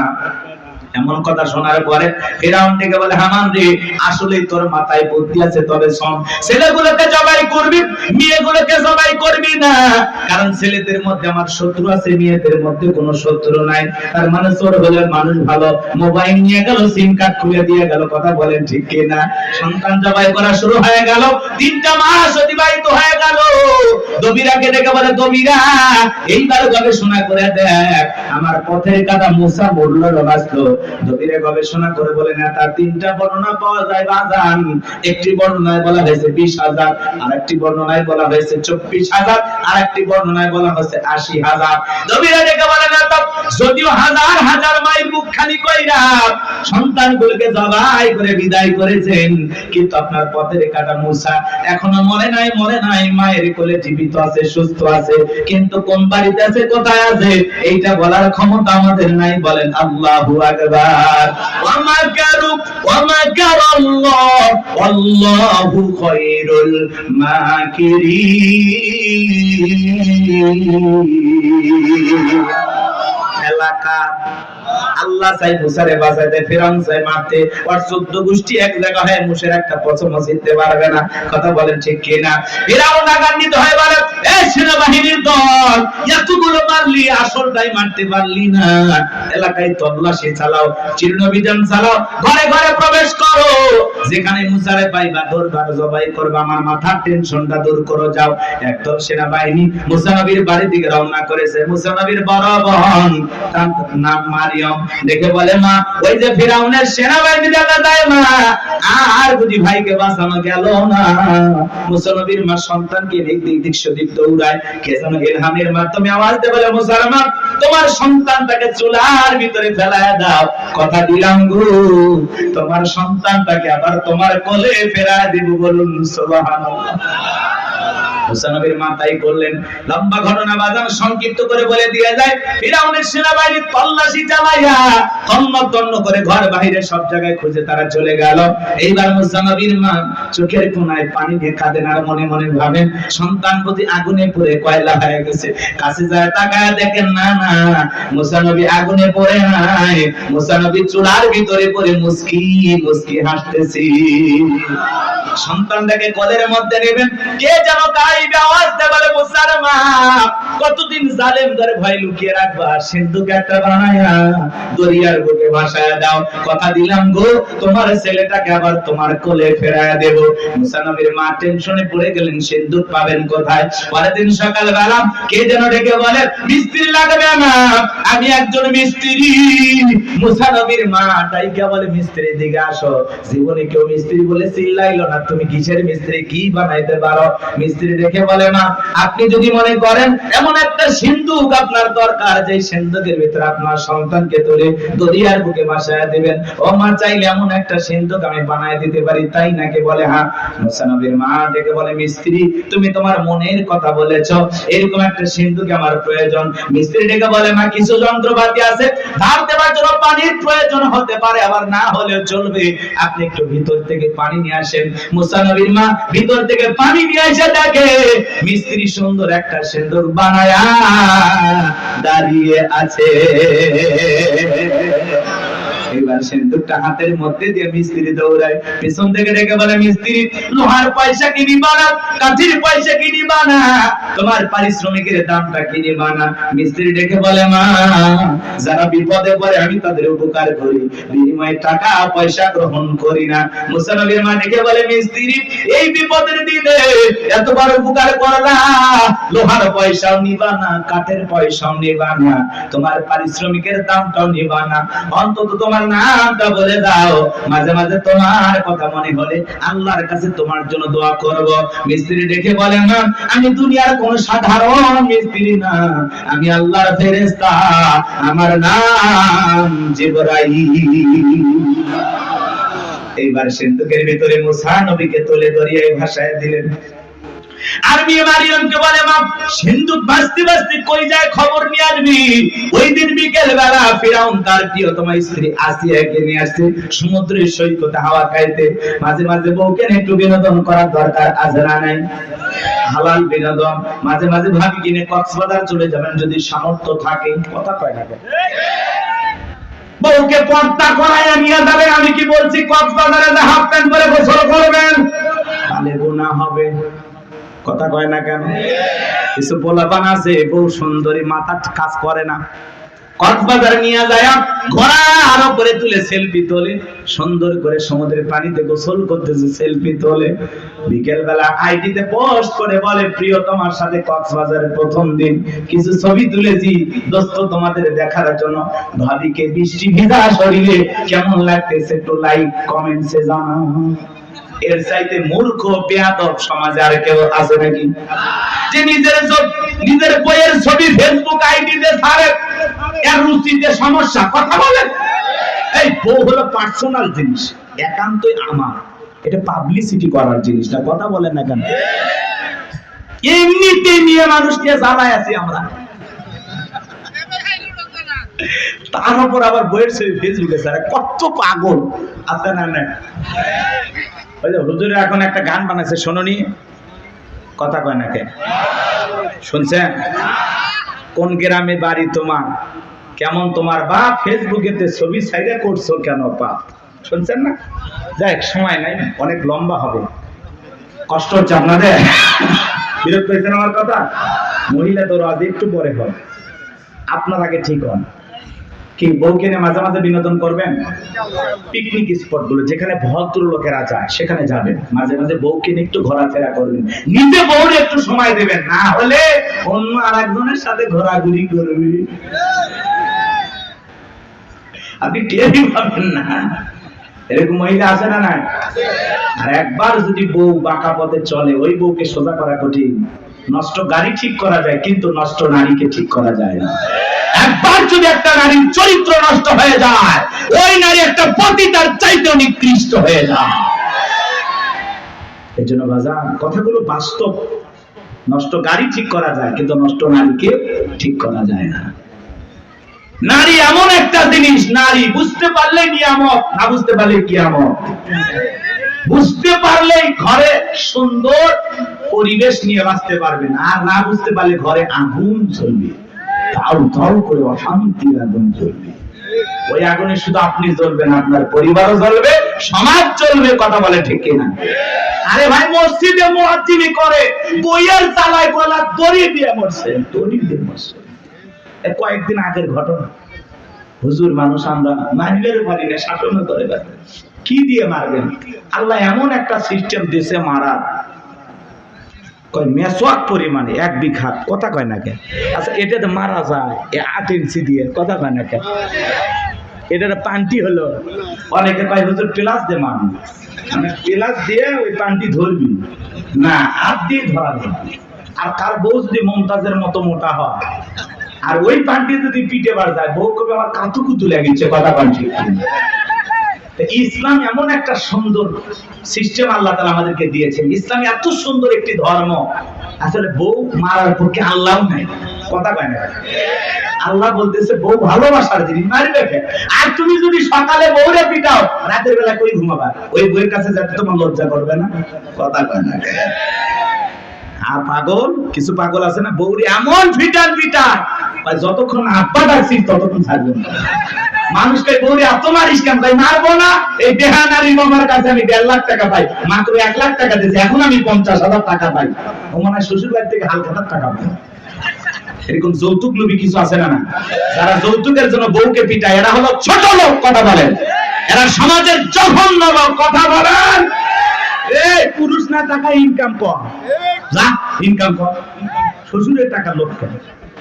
কাঁচা পায়খানা খাওয়া যেমন হারাম, কন্যা পক্ষের কাছ থেকে জোর করে যৌতুক দাবি করা তেমনি হারাম। তো যৌতুকের টাকা না খায় ওটা 2 কেজি খাওয়া। কি সাকত ভাই, মন খারাপ করতেছেন? এলে চলবে না, করতেছেন নাকি আপনারা? ভাই যৌতুক নিয়েছেন নাকি আপনি? উঠতেছেন কেন? আপনি দালিল লাগে থাকবে। আমার ভাইরা গভীর মনোযোগ দিয়ে শুনবেন বাজান। সামনের দিকে গেলে একটু কষ্ট হবে আপনাদের। কষ্ট হচ্ছে? চলেন সামনে গেলে মজা পাবেন বাজান। এইবার ফিরাউনের কাছে সিন্ধুক চলে আসলো। সেনাবাহিনী সিন্ধুকটা ধরে নেতার কাছে নিয়ে গেছে। ফিরাউন দেখে বলে, সিন্ধুকটা খোলো তো দেখি। সিন্ধুকটা যখন খোলা হলো, সবাই তাকায় দেখে সিন্ধুকের ভিতরে মনে হয় পূর্ণিমার চাঁদ উদয় হয়েছে। আসিয়ার চক্ষু শীতল হয়ে গেল। ফিরাউন দেখে বলে, তরবারি আর জবাই কর, এইটাই মুসা। আসিয়া বলে, থামো, খালি মারাই শিখছো, এতগুলো মাল্লা তাও কি শান্তি পাইলা না? ও স্বামী, এই ছেলেটাকে মারার আগে আমার একটা প্রশ্নের উত্তর দাও। এই যে সিন্ধুকটা দেখা যায়, এমন কাঠ কি তোমার দেশে পাওয়া যাবে? ফিরাউন কাঠটা নাই রেছে বলে, বিবিরা, এই সিন্ধুকের যেমন কাঠ এমন কাঠ আমি কেন আমার বাপ দাদা 14 পুরুষও কেউ দেখে নাই। আসিয়া বলে, স্বামী, এটা ভিনদেশী কারো সন্তান, বাঁচতে বাঁচতে আমার দেশে আসছে, এই ছেলেটাকে আমি মারতে দেব না। এই ছেলেটাকে আমাদের পালক পুত্র হিসাবে লালন পালন করতে চাই। জোরে কোন মারহাবা। কথায় আছে, যেখানে বাঘের ভয় সেখানে রাত হয়।